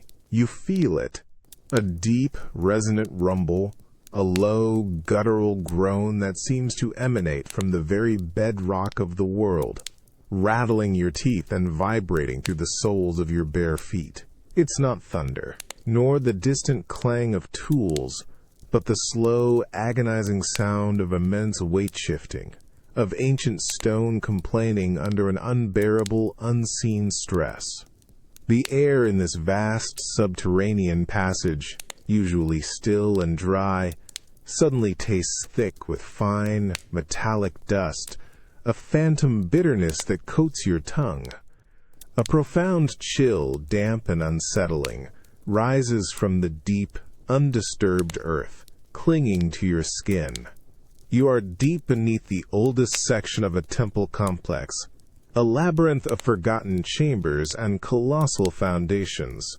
Your oil lamp, clutched tightly in your hand, casts long dancing shadows that make the carved reliefs on the walls seem to writhe, their serene faces momentarily contorting with silent alarm.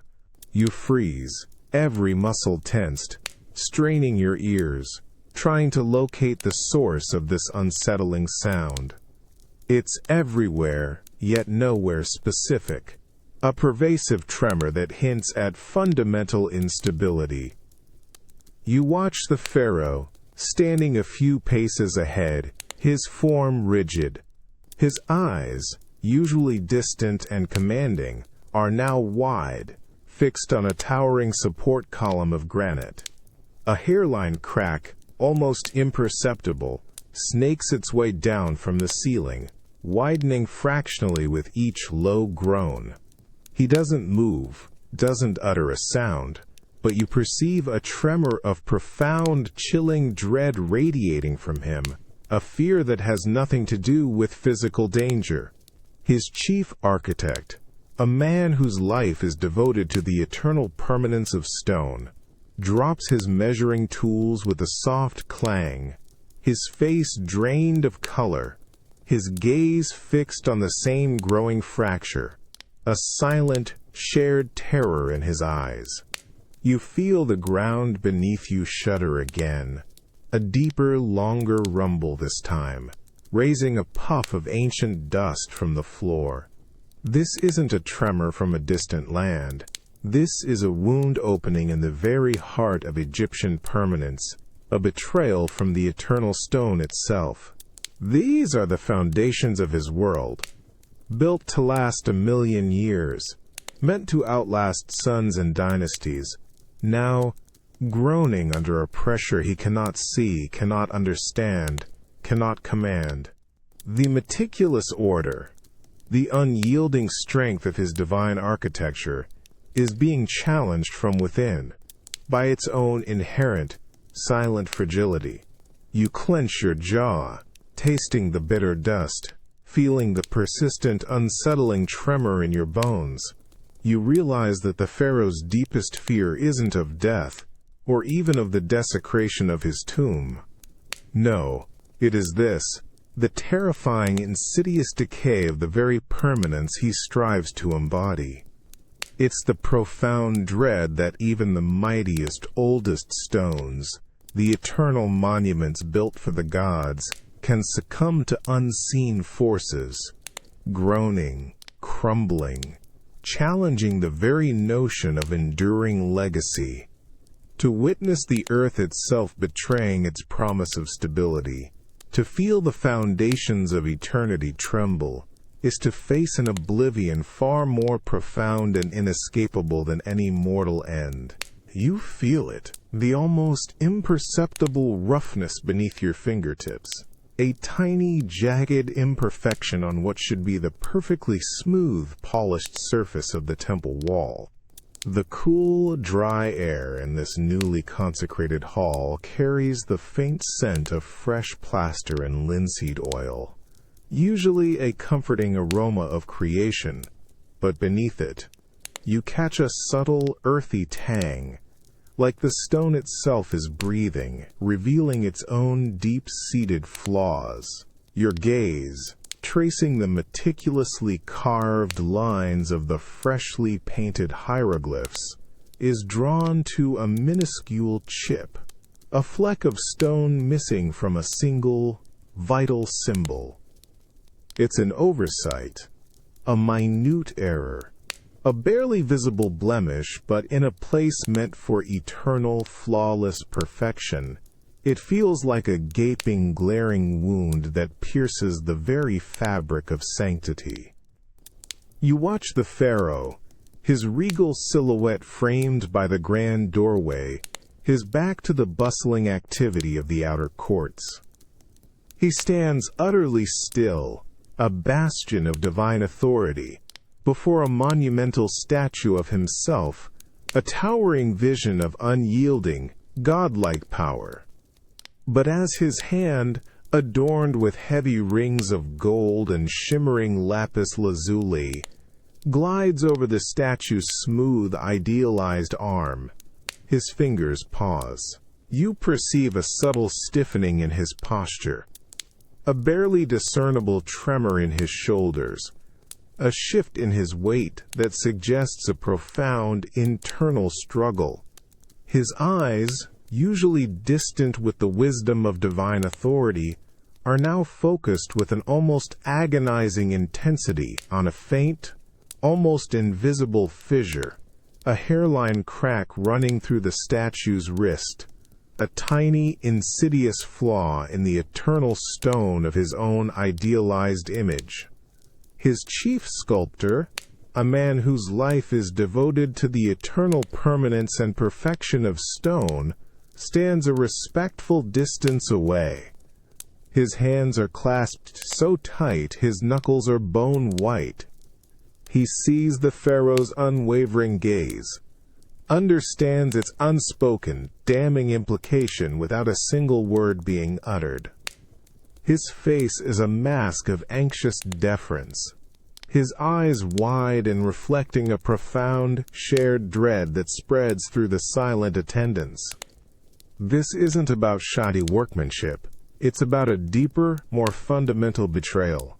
For the pharaoh, an imperfection in the divine monument of his own image, in a structure built to outlast sons and dynasties, is a direct challenge to the very concept of immortality, to his sacred role as the perfect upholder of Ma'at. It's a flaw in the grand design, a blemish on the divine order he represents. You feel the immense weight of this small, almost invisible flaw, a chilling reminder that even the grandest designs, the most fervent prayers, the most powerful of divine interventions, cannot escape the inherent imperfections of the physical world. It's a silent, insidious whisper that nothing, not even the aspirations of a living God, can achieve absolute, flawless eternity. The cool, unyielding stone, meant to be a perfect, unblemished testament to enduring power and divine perfection, now reveals a profound, humiliating vulnerability, a chink in the very armor of forever. The entire edifice of flawless creation seems to waver around you. You clench your jaw, a bitter taste of grim realization filling your mouth, not of dust, but of existential dread. You realize that the Pharaoh's deepest fear isn't death, nor the destruction of his works by enemies, or the inevitable erosion of time. No, it is this, the terrifying, inescapable truth that eternity itself is imperfect. It's the profound, soul-searing dread that even when all is done right, when every stone is meticulously placed, every carving precisely rendered, and every ritual scrupulously observed, a tiny inherent flaw remains, a seed of entropy embedded in creation itself. You feel the searing heat radiating from your own forehead, a relentless furnace burning beneath your skin. It makes your head throb with a dull, insistent ache that pulses in rhythm with your frantic heart. Your linen pillows, usually cool and crisp, are now damp and clinging, saturated with a cold sweat that offers no relief from the internal inferno. Your tongue feels thick, coated with an unpleasant, metallic taste, and each breath you draw is shallow, raspy, a distinct effort against the invisible weight pressing on your chest. You are confined to your royal bedchamber, a space typically buzzing with hushed activity, now hushed with a different kind of silence, the oppressive quiet of fear and helplessness. The familiar, ornate carvings on the ceiling seem to swirl and distort in your fever-addled vision, their benevolent gods now appearing stern, even judgmental. You try to reach for the cool alabaster goblet on your bedside table, but your arm feels impossibly heavy, a leaden weight that trembles with effort, refusing to obey your command. The metallic clink of the physician's instruments, usually reassuring, now sounds distant and alien, as if filtering through layers of thick, murky water. You watch them, the royal healers, their faces grim, hovering nervously at the foot of your bed. One gently presses a damp cloth to your brow, a fleeting coolness that vanishes too quickly, leaving only the burning return. Their eyes, usually filled with practiced confidence, now hold a profound, anxious uncertainty, a silent acknowledgement of their powerlessness against this unseen invader that ravages your body. You perceive the careful glances they exchange, the way they avoid your direct, fever-glazed stare. They see not the invincible son of Ra, but a man wrestling with a mortal affliction. A profound sense of betrayal washes over you, not from your enemies, but from your own flesh, this mortal vessel that was supposed to be a flawless conduit for divine power. This isn't a wound you can command, or a rebellion you can crush with a word. This is an internal chaos, a silent usurpation of your very being, reducing the God-King to a mere suffering human. You hear the faint, distant sounds of the palace beyond these walls, the rhythmic marching of guards, the distant calls of servants, a world that continues, indifferent to the raging battle within your own body. How can you command mods? How can you uphold order When your very self is dissolving into confusion, when your strength deserts you with every labored breath, the sacred rituals, the urgent decrees, the pressing matters of state, all now seem impossibly far away, blurred and insignificant against the searing reality of your failing body. You close your eyes, the effort itself, a monumental task, the darkness behind your eyelids swirling with oppressive heat and distorted phantoms. You realize that the Pharaoh's deepest fear isn't death, for that is a foreseen transition to the field of reeds, a journey for which you have been preparing since birth.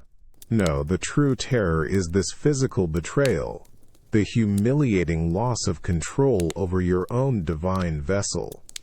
It's the dread of being rendered impotent, of your will crumbling, of the living God being reduced to a frail, vulnerable man trapped within his own feverish, rebellious body, unable to command even himself, let alone a kingdom. You feel it, the agonizing cold of the tiny hand clasped within your own, utterly limp, utterly still. Its once vibrant warmth is gone, replaced by a profound, chilling absence that seeps into your very bones. The air in this opulent, private chamber, usually scented with fresh lotus and myrrh, now carries only the faint metallic tang of unspilled tears and the heavy, sweet, sickly fragrance of funerary spices, a cloying mask over the raw wound of loss. Every breath you take feels like a fragile, painful gasp, an effort against the crushing weight of profound, personal finality. Even the meticulously painted scenes of joyful rebirth on the chamber walls seem to mock you, their vibrant colors now appearing impossibly muted, hollow, beneath the shimmering heat of unshed tears. You are standing beside a small, intricately carved bed, draped in unused silks and embroidered with protective deities. Its precious occupant, your beloved daughter, lies unnaturally still beneath a delicate linen shroud. Your gaze, usually distant and commanding, is fixed on her small, serene face, now robbed of its mischievous spark, its vivacity extinguished. No playful gurgle, no restless stirring, only this profound, devastating quiet. You watch your queen, collapsed on the floor beside the bed, her body racked with silent sobs that shake the very air. Her grief is raw, unrestrained, a heartbreaking lament that carves a stark contrast to the rigid, stony silence that holds you captive, a god-king forbidden the release of common sorrow. You perceive the searing, internal agony that tears through your very being, a pain so sharp it momentarily eclipses even the vast responsibilities of your divine office, pushing the concerns of kingdom and cosmos to the farthest reaches of your mind. How can you, the son of Ra, the embodiment of Horus, be utterly powerless against such a brutal mortal force? All your authority, your countless rituals meant to command life and death, your powerful armies, your monumental temples, your divine connection, they are utterly useless against this small, unyielding death, this cold, undeniable finality. You clench your jaw, a subtle tremor running through your arm, feeling the cold, silent judgment of the ancestors carved into the chamber walls, as if they too mourn this unexpected human failing in their divine successor. Every whispered prayer from the attending priestess, her voice laced with her own stifled sorrow, feels like an empty echo, failing to fill the immense void. You are alone in this profound, sacred sorrow, for no one, not even your beloved queen, can truly share the unique burden of a god's grief. You realize that the Pharaoh's deepest fear isn't just his own death. for that is a foreseen journey. Nor is it the threat of chaos, or the loss of his name, or the weakening of his physical body.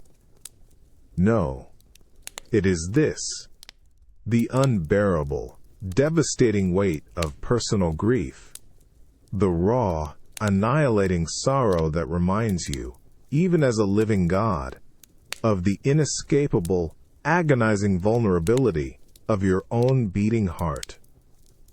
To command an entire empire and yet be utterly powerless to save the one you cherish, to feel the cold, unyielding hand of human loss tear at your divine core, is a torment far more profound and isolating than any threat to your immortal soul or your temporal reign. It is the chilling revelation that even gods are not immune to the crushing, human pain of a broken heart. You smell it, the acrid, choking scent of burnt papyrus, a bitter ghost of ink and dried reeds clinging to the hot, stagnant air. It fills your lungs, making them burn, and coats your tongue with a gritty metallic taste that seems to echo the devastation around you.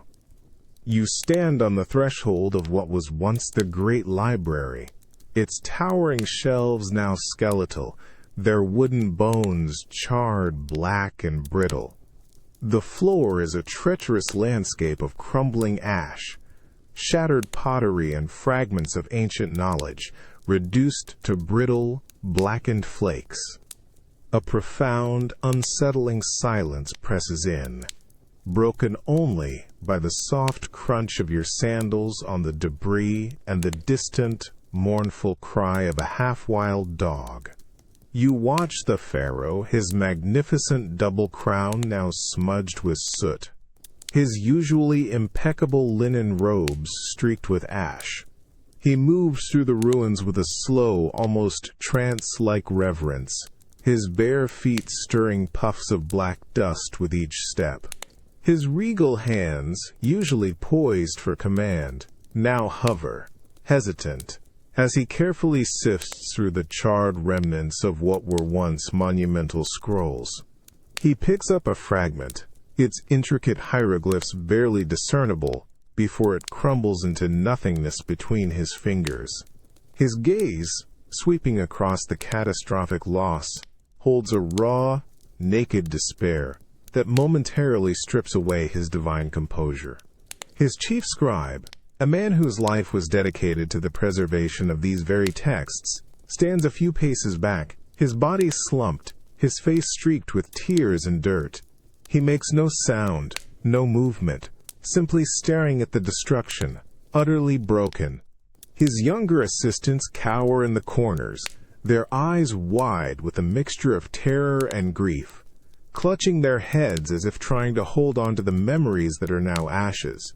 You perceive the profound, gut-wrenching horror emanating from the pharaoh, a fear far more insidious than any battlefield defeat. This isn't just the loss of property, it's the burning away of the very soul of Egypt, its collective memory, its guidance, its identity. This fire has consumed the sacred histories, the meticulously recorded genealogies of kings, the divine rituals, the prophecies, the astronomical observations that guided the floods, even the magical incantations meant to protect the living and the dead. All the accumulated wisdom of millennia, painstakingly preserved, now gone, reduced to tasteless ash. How can you command a kingdom, uphold Ma'at, and ensure prosperity when the very blueprints of existence, the sacred words of the gods, have been devoured by an unforgiving, uncontrolled flame? It's a sudden, irrevocable void, a gaping wound where knowledge, and thus foresight, once resided. You clench your jaw, the bitter taste of ash a constant, suffocating reminder of utter obliteration. You realize that the pharaoh's deepest fear isn't death, for that is a journey to be prepared for. a transition to the field of reeds. No, the true terror is this: the instant, total destruction of his civilization's wisdom, the burning away of the very narratives that define Egypt and its divine lineage. It's the silent scream of countless lost voices, the complete, unmaking force of fire that devours not just buildings, but the very essence of a civilization, leaving behind only the cold, meaningless taste of ash, and an unbearable, empty silence where wisdom, knowledge, and history once echoed. To be stripped of the past is to be rendered blind in the present, and directionless for the future. You feel the fine, cool dust on your fingertips, not the gritty ash of recent fire, but the accumulated silt of an empty space, a chilling absence. Your hand brushes against a wall, smooth and surprisingly bare, where meticulously painted hieroglyphs of ancient treaties and long-forgotten star charts should have been etched for eternity. The air, devoid of the familiar scent of old papyrus and dried ink, now carries only a hollow, stale quiet, a profound emptiness that seems to vibrate with unspoken loss. You are in a section of the Royal Archives, a chamber that should hum with preserved knowledge, but now it feels like a freshly scoured skull, clean and devoid of thought. You watch the pharaoh, his regal form rigid, as he walks slowly along what were once towering shelves, now stark, empty alcoves carved into the stone. His eyes, usually distant and commanding, hold a raw, desperate search, scanning for something that is simply no longer there. His fingers trace the faint, almost invisible lines where the spine of a 1,000-year-old scroll once rested, a ghost of wisdom in a silent crypt. He pauses before a section where the detailed astronomical observations, crucial for predicting the Nile's vital flood, were kept. Nothing. Just smooth, unyielding stone. His chief scribe, a man whose entire life has been dedicated to memorizing and safeguarding these very texts, stands beside him.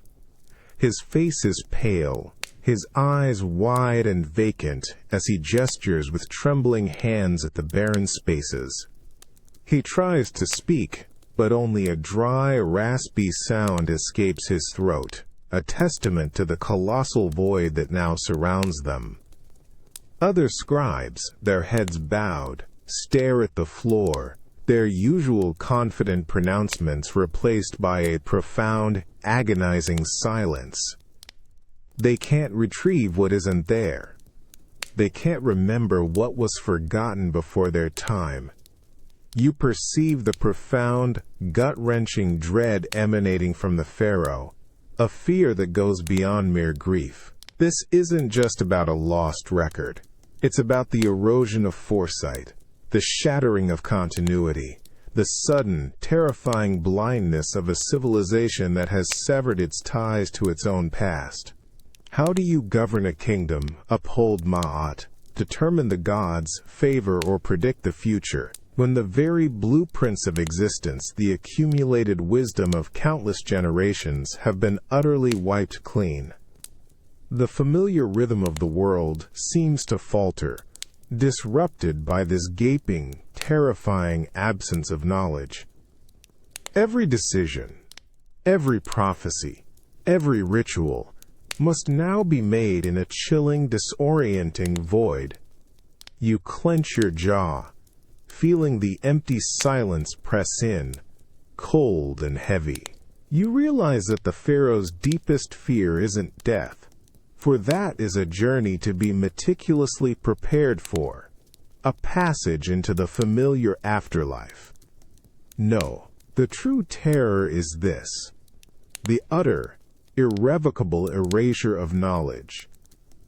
It's the profound, existential dread of a civilization stripped naked of its history, its guiding wisdom, its very identity, forced to stumble forward into an unknown future with the blind uncertainty of a newborn. To be the shepherd of such a realm, to lead a people suddenly adrift and without a chart, is to face an oblivion far more terrifying and encompassing than any personal end.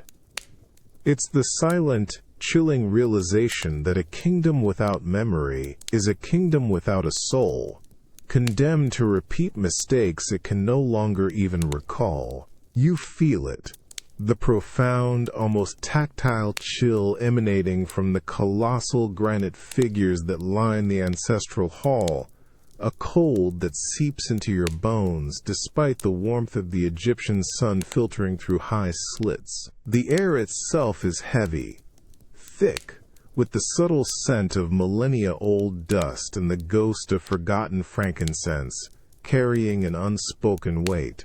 Each step you take on the polished stone floor echoes softly, a stark sound in this vast, solemn space, magnifying the sense of being an intruder in a realm of watchful, silent giants.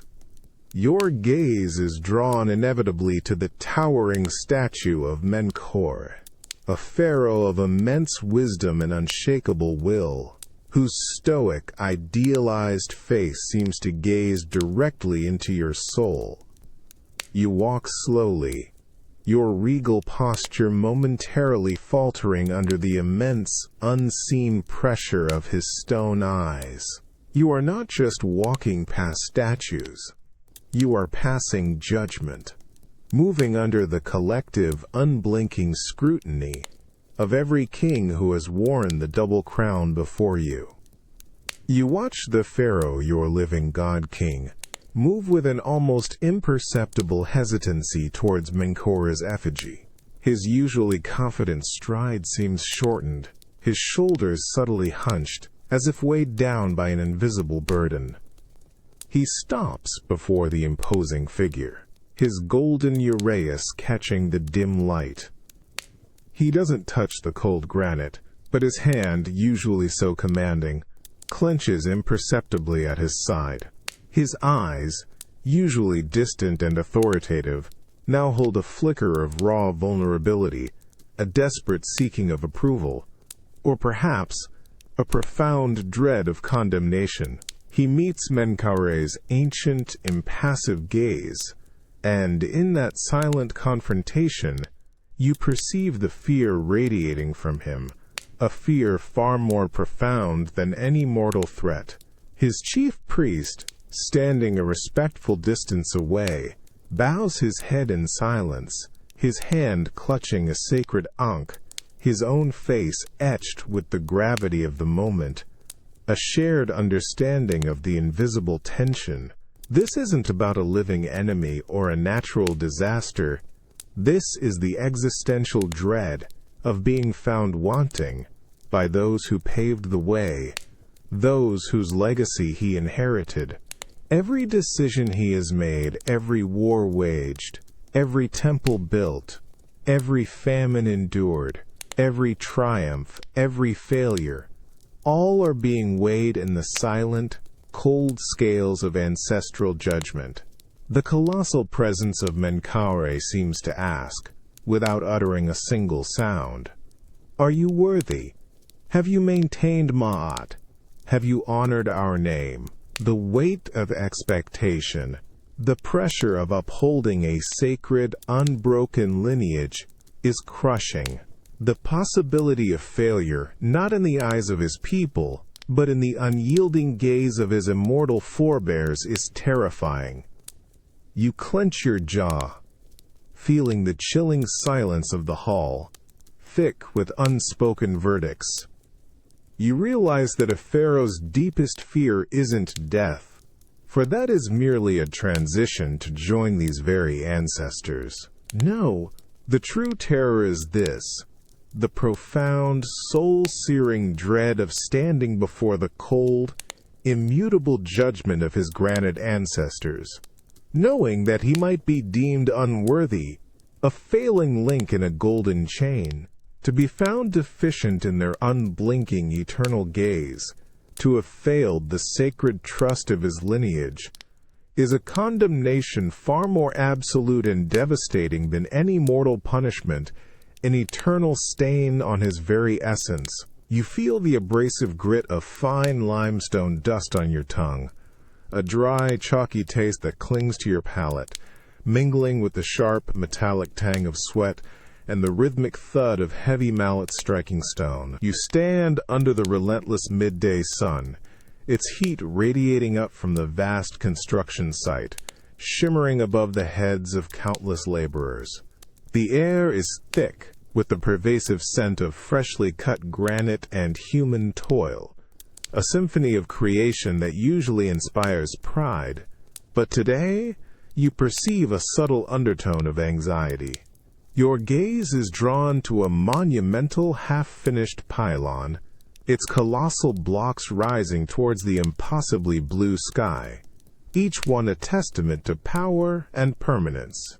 You watch the pharaoh not on his throne but walking amongst the scaffolding, his regal robes catching the dusty wind. He's not simply observing the work, he's scrutinizing it. His hand, usually poised to command, now reaches out to trace the still raw lines of a newly carved hieroglyph on a rising block. It is a symbol representing his name, his deeds, his divine connection.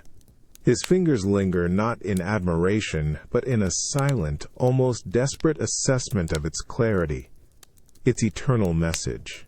His chief architect, a man whose life is devoted to translating the pharaoh's will into stone, hovers respectfully nearby. He holds a rolled papyrus, its edges stained with sweat and clay, detailing the precise dimensions and inscriptions.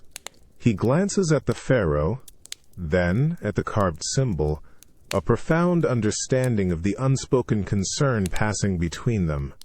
The scribes below, meticulously painting in vibrant colors on finished sections, pause their work, sensing the shift in the air, their brushes held still, their faces etched with a quiet apprehension. You perceive the fear emanating from the pharaoh, a chilling dread that isn't of an enemy or of death, but of something far more insidious, the potential erosion, misinterpretation, or even outright trivialization of his legacy. He is building not just a temple, but his eternal story in stone. Will future generations truly understand his triumphs? Will the subtle nuances of his devotion to Ma'at be lost to the ravages of time or the revisions of subsequent kings? Every chisel mark, every painted detail, every colossal statue is meant to shout his glory across millennia, but what if the echo is distorted? What if the message fades, or worse, changes its meaning entirely? The sheer effort required to imbue these silent stones with an unchangeable truth is immense, and the thought of that truth being twisted or forgotten is terrifying. You clench your jaw, feeling the insistent heat and the gritty dust. You realize that a pharaoh's deepest fear isn't death, for that is merely a step on a journey he believes he has secured. No, the true terror is the profound anxiety of legacy. It's the dread that even after building for eternity, after pouring every fiber of his divine being into creation, his story, his very identity, might not endure as he intends. To be remembered, but remembered wrongly, or to have his life's unwavering purpose gradually diminished, swallowed by the indifferent tides of future ages, is a form of oblivion far more insidious and heartbreaking than simple death. An ultimate, cosmic misunderstanding that makes all his monumental efforts feel fragile and tragically human. You feel it, the jarring, alien cadence of a foreign chant, a low, guttural drone that grates against your ears, weaving an unsettling disharmony into the familiar sounds of the palace. It's not music, not prayer, but something ancient and menacing, carried on the damp night air, making the hairs on your arms stand on end. You taste the sudden dryness in your mouth, a subtle apprehension that pricks at the back of your throat. The rich, sweet scent of familiar frankincense, usually so calming, now feels thin, almost overwhelmed by the strange, smoky odor of unfamiliar herbs burning in the courtyard below, an acrid, bitter smell of foreign magic. You stand on your private balcony, shrouded in the cool darkness of night, your gaze fixed on a small, illicit gathering in the palace courtyard. Figures cloaked in rough, dark cloth move with furtive urgency around a flickering fire, their faces obscured by shadows and unfamiliar hoods. Their movements are jerky, unnatural, unlike the graceful rituals of Kemet. They clutch strange amulets, not the familiar symbols of your gods, but crude effigies carved from dark wood. The chant rises and falls, a haunting, hypnotic rhythm that seems to burrow into your mind, whispering of forces beyond your comprehension. You watch the pharaoh, who stands beside you, his regal form rigid, his silhouette stark against the faint moonlight. His jaw is clenched, a subtle tremor running through his hand as he grips the cool stone of the balcony railing. His eyes, usually distant and commanding, are now narrowed with intense focus, betraying a flicker of raw, almost primal fear. He gestures with a slight, almost imperceptible nod towards the chanting figures.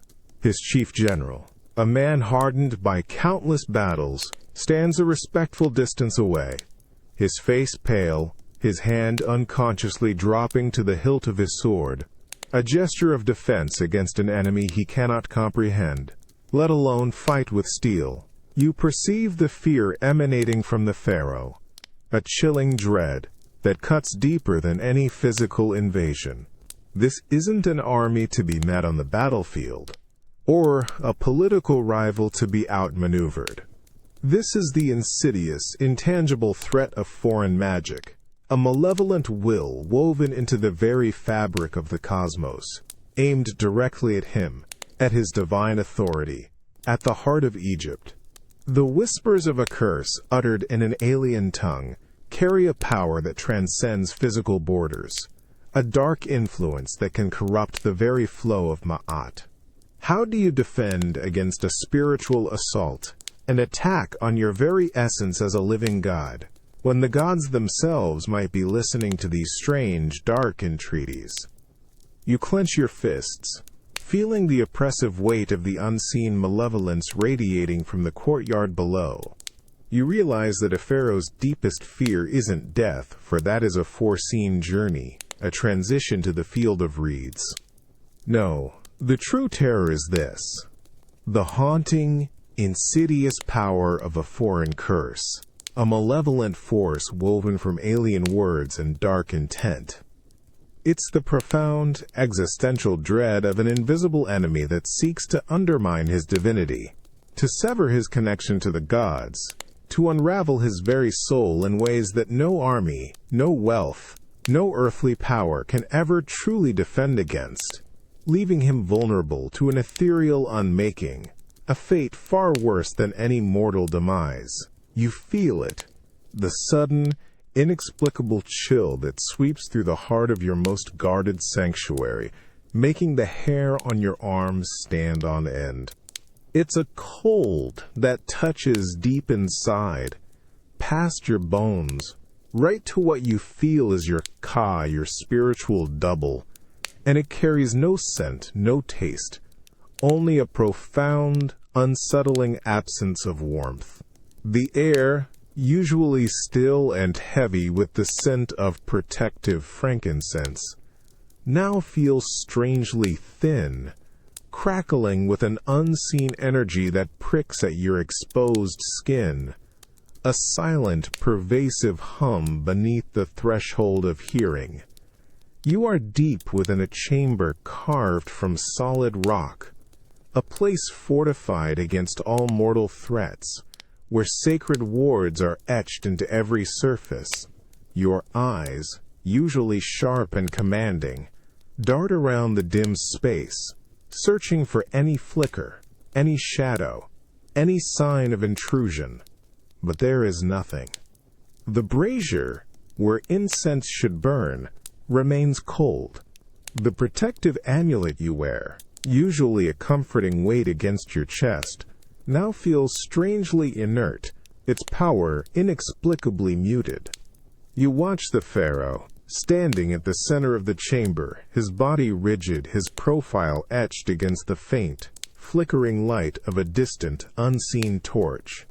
His hands, usually confident and commanding, are clasped tightly before him, his knuckles white. His gaze is fixed, not on a physical enemy, but on a small, perfectly preserved feather of Ma'at enshrined in an alcove. It rests there, seemingly undisturbed, yet a single, minuscule tremor runs through it, an almost imperceptible vibration that speaks of internal dissonance. The high priest, who stands a respectful distance away, his face a mask of profound apprehension, gestures with a trembling hand towards another, older protective ward carved into the stone. A faint, almost transparent shimmer, like heat haze, seems to distort the air above it, a sign of subtle, unholy interference. He offers a quick, muttered prayer, his voice a dry whisper that does little to quell the mounting dread. You perceive the fear emanating from the pharaoh, a chilling terror that goes beyond any earthly threat. This isn't a battle against flesh and blood, or a curse from a known sorcerer. This is the insidious, intangible threat of unseen magic, a malevolent force operating beneath the surface, manipulating the very fabric of reality, twisting sacred energies, and turning protective wards into conduits of dread. How do you fight an enemy that leaves no footprint, casts no shadow, speaks no discernible word, but slowly, insidiously unravels the divine order from within? It's an attack on the very nature of Ma'at, on his connection to the gods, on the sanctity of his existence.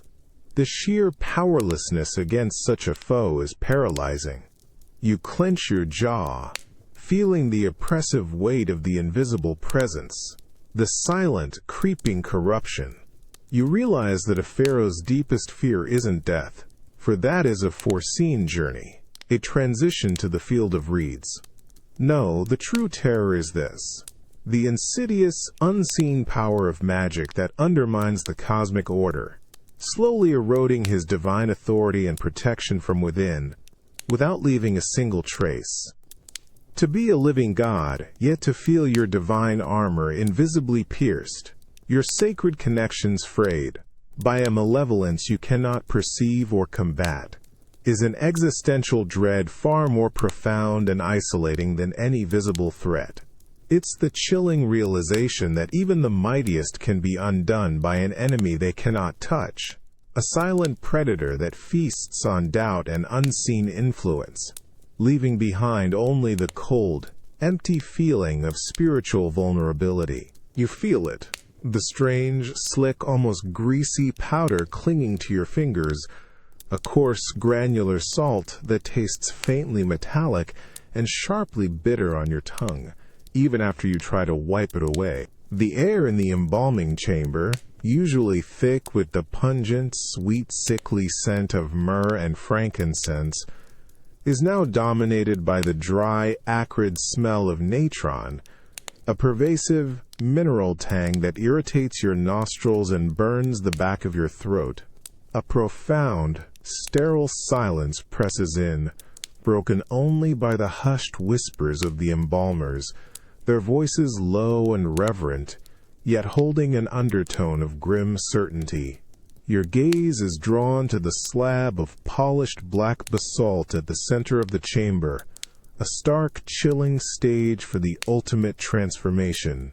You watch the pharaoh, his regal form rigid, standing before it. His eyes, usually distant and commanding, are now fixed, unblinking, on the shrouded form laid out. A close relative, perhaps an elder sibling or a beloved aunt.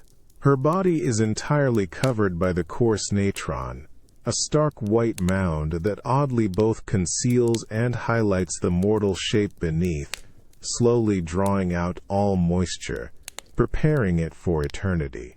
He doesn't move, doesn't utter a sound, but you perceive a tremor of profound, chilling dread radiating from him, a fear that has nothing to do with personal grief, but with something far more existential.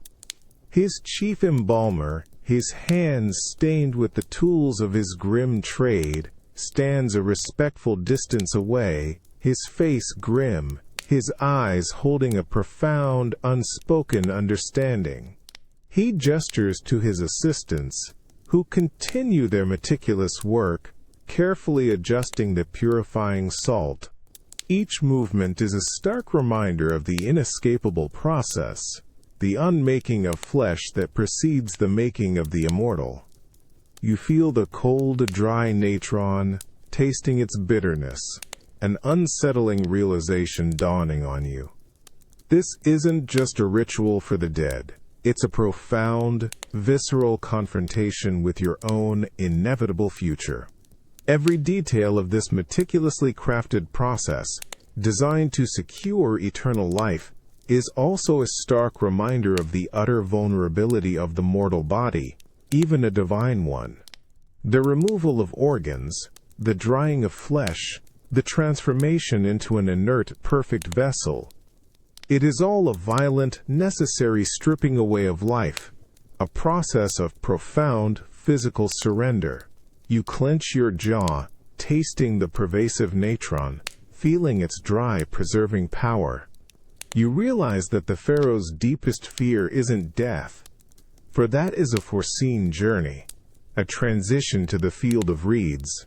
No, the true terror is this: the utter, unavoidable physical indignity of the embalming process itself, the complete and absolute loss of control over his own body, the relinquishing of his divine vessel to the hands of mortal men, to be rendered inanimate, to be cleansed, cut, and transformed by others, stripped of his autonomy, even in preparation for eternity, is a profound and humiliating confrontation with the fragility of his physical existence, a chilling preview of the ultimate surrender that even a god-king cannot escape.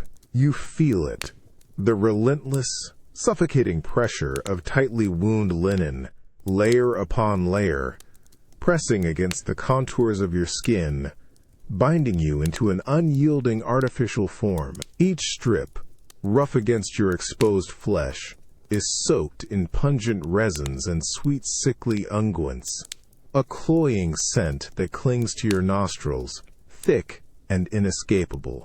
The air in the innermost embalming sanctuary is heavy, humid, not with living breath, but with the cloying weight of preservation, a smell that is both sacred and profoundly disturbing.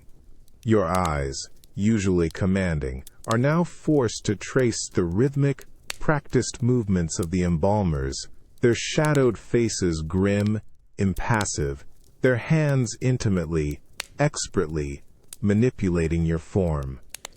You are not truly you anymore, not the living God. You are an object, a meticulously prepared vessel. You watch, or rather you perceive, the methodical stripping away of your physical autonomy. Your arms, once powerful enough to wield the crook and flail, are now drawn stiffly across your chest, bound with an unyielding finality.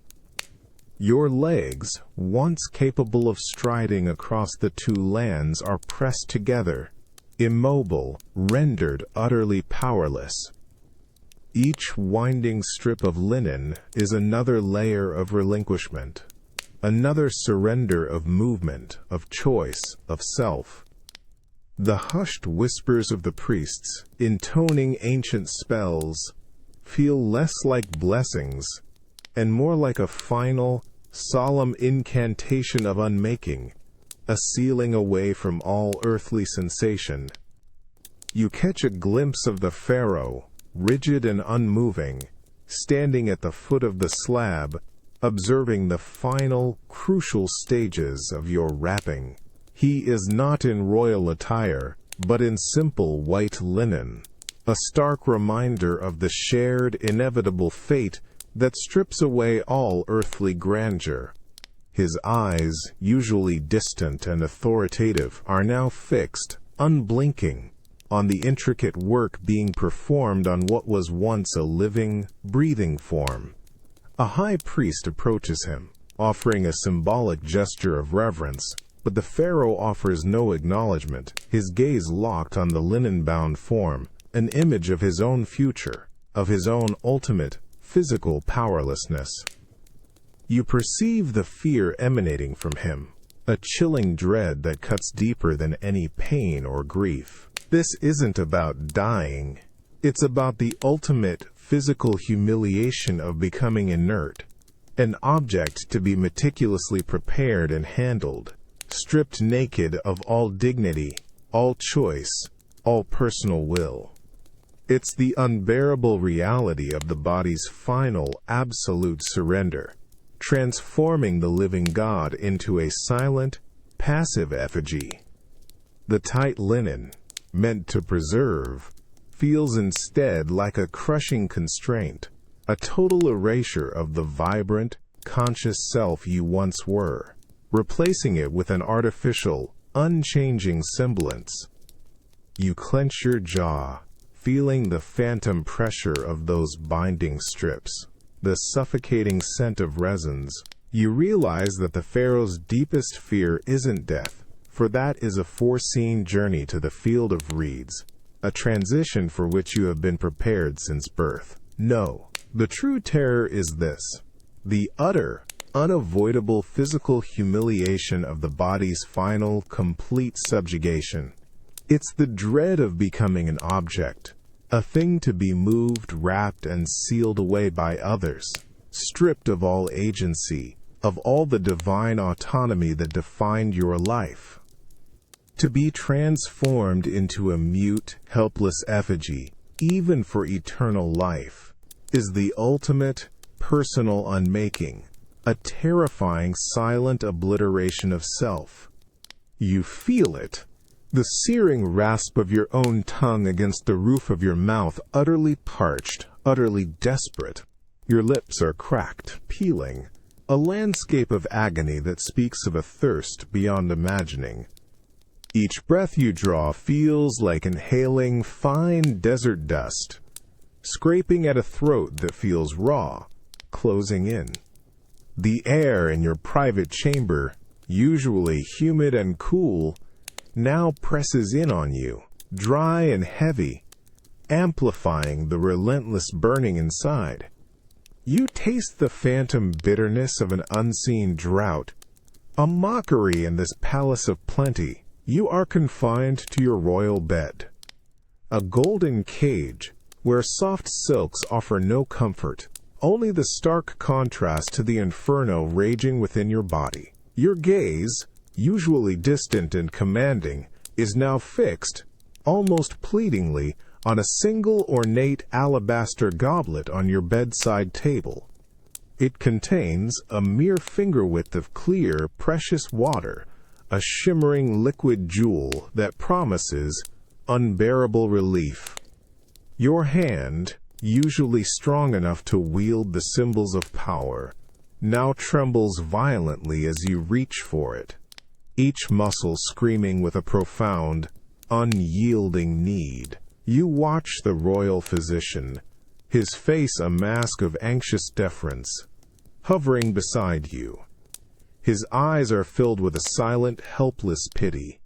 He doesn't move to assist, his gaze cast down, understanding the sacred, agonizing ritual that is unfolding. This is your last sip, the final meager allowance to prolong the inevitable. The Pharaoh, the son of Ra, the bringer of the Nile's bounty, reduced to this. He must conserve. He must endure. You perceive the profound, gut-wrenching shame radiating from within you, a fear far deeper than any physical discomfort. This isn't just thirst. It's a monumental, cosmic failure. You are the living embodiment of the Nile, the divine source of life-giving water for all of Egypt. And now you yourself are parched, withered, struggling for even a drop. The symbolism is devastating. How can you command the prosperity of the two lands? How can you ensure the eternal flow of Ma'at, when your own being is suffering such a primal fundamental deprivation? The gods, you feel, must be watching, silently judging this profound, humiliating weakness. You raise the goblet, the cool alabaster, a brief, tantalizing whisper against your burning skin. You bring it to your lips, the water cool and impossibly sweet, a momentary balm that slides down your raw throat. It is fleeting, a ghost of relief. The goblet is empty. And the thirst, the terrible, relentless thirst, already begins its slow, insidious return. You realize that a pharaoh's deepest fear isn't death, for that is a foreseen journey, a transition to the field of reeds. No, the true terror is this: the utter, undeniable humiliation of primal need, the profound degradation of being stripped of all divine power and reduced to the most basic, desperate vulnerability of the flesh. To be the god of the waters and to know the agony of thirst is to face an unmaking far more personal and devastating than any immortal end. It is the chilling revelation that even a living God can be broken by the simplest, most fundamental demands of the mortal coil, leaving him utterly powerless, utterly human, utterly alone in his suffering. You feel it, a deep, persistent thump in the center of your chest, a frantic drumbeat beneath your ribs that has nothing to do with physical exertion and everything to do with an unbearable internal weight. It's a heavy, cold presence, a leaden anchor pulling at your very essence. Your breath, usually deep and measured, is shallow, almost imperceptible, a constant effort against the invisible pressure. You taste the sudden dryness in your mouth, a faint bitterness that speaks of profound, unspoken dread.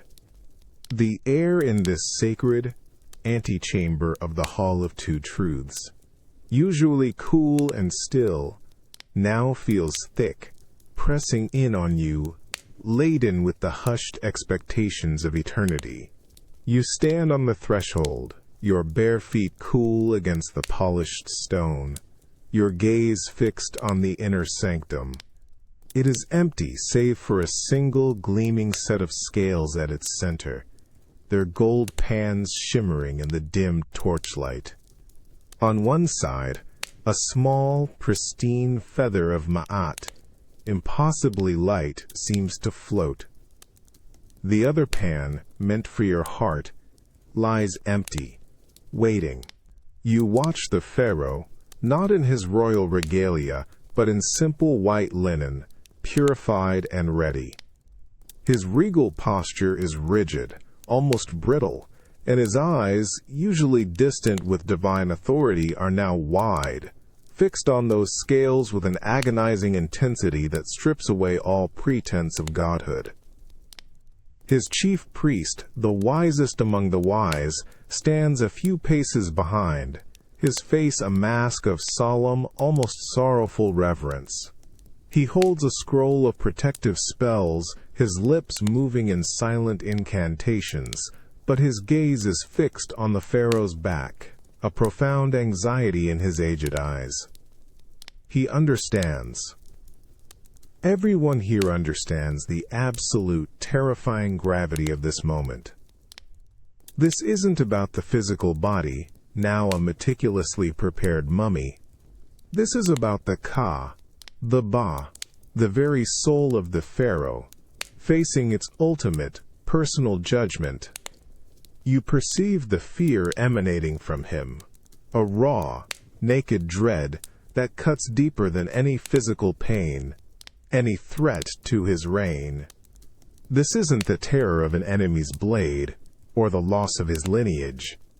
This is the profound, soul-searing fear of his own actions asterisk, his own choices, his own moral weight. Have his deeds, his intentions, his very heart truly been light as the feather of truth, or have the burdens of power, the necessary compromises, the hidden desires, made it heavy? Have his moments of selfishness, his unyielding decrees, his secret doubts, accumulated to condemn him?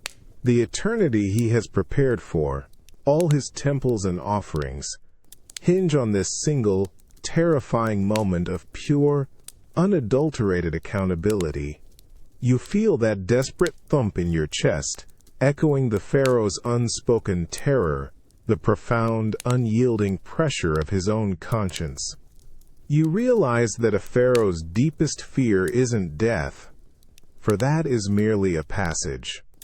No, the true terror is this: the unbearable, existential dread of a heavy heart, of failing the ultimate moral test, of being found wanting by the gods, by Ma'at herself, to have his very soul devoured, denied the blissful fields of reeds, cast into oblivion, not by an enemy, but by the weight of his own life, is an unmaking far more absolute, more personal, and more terrifying than any other end.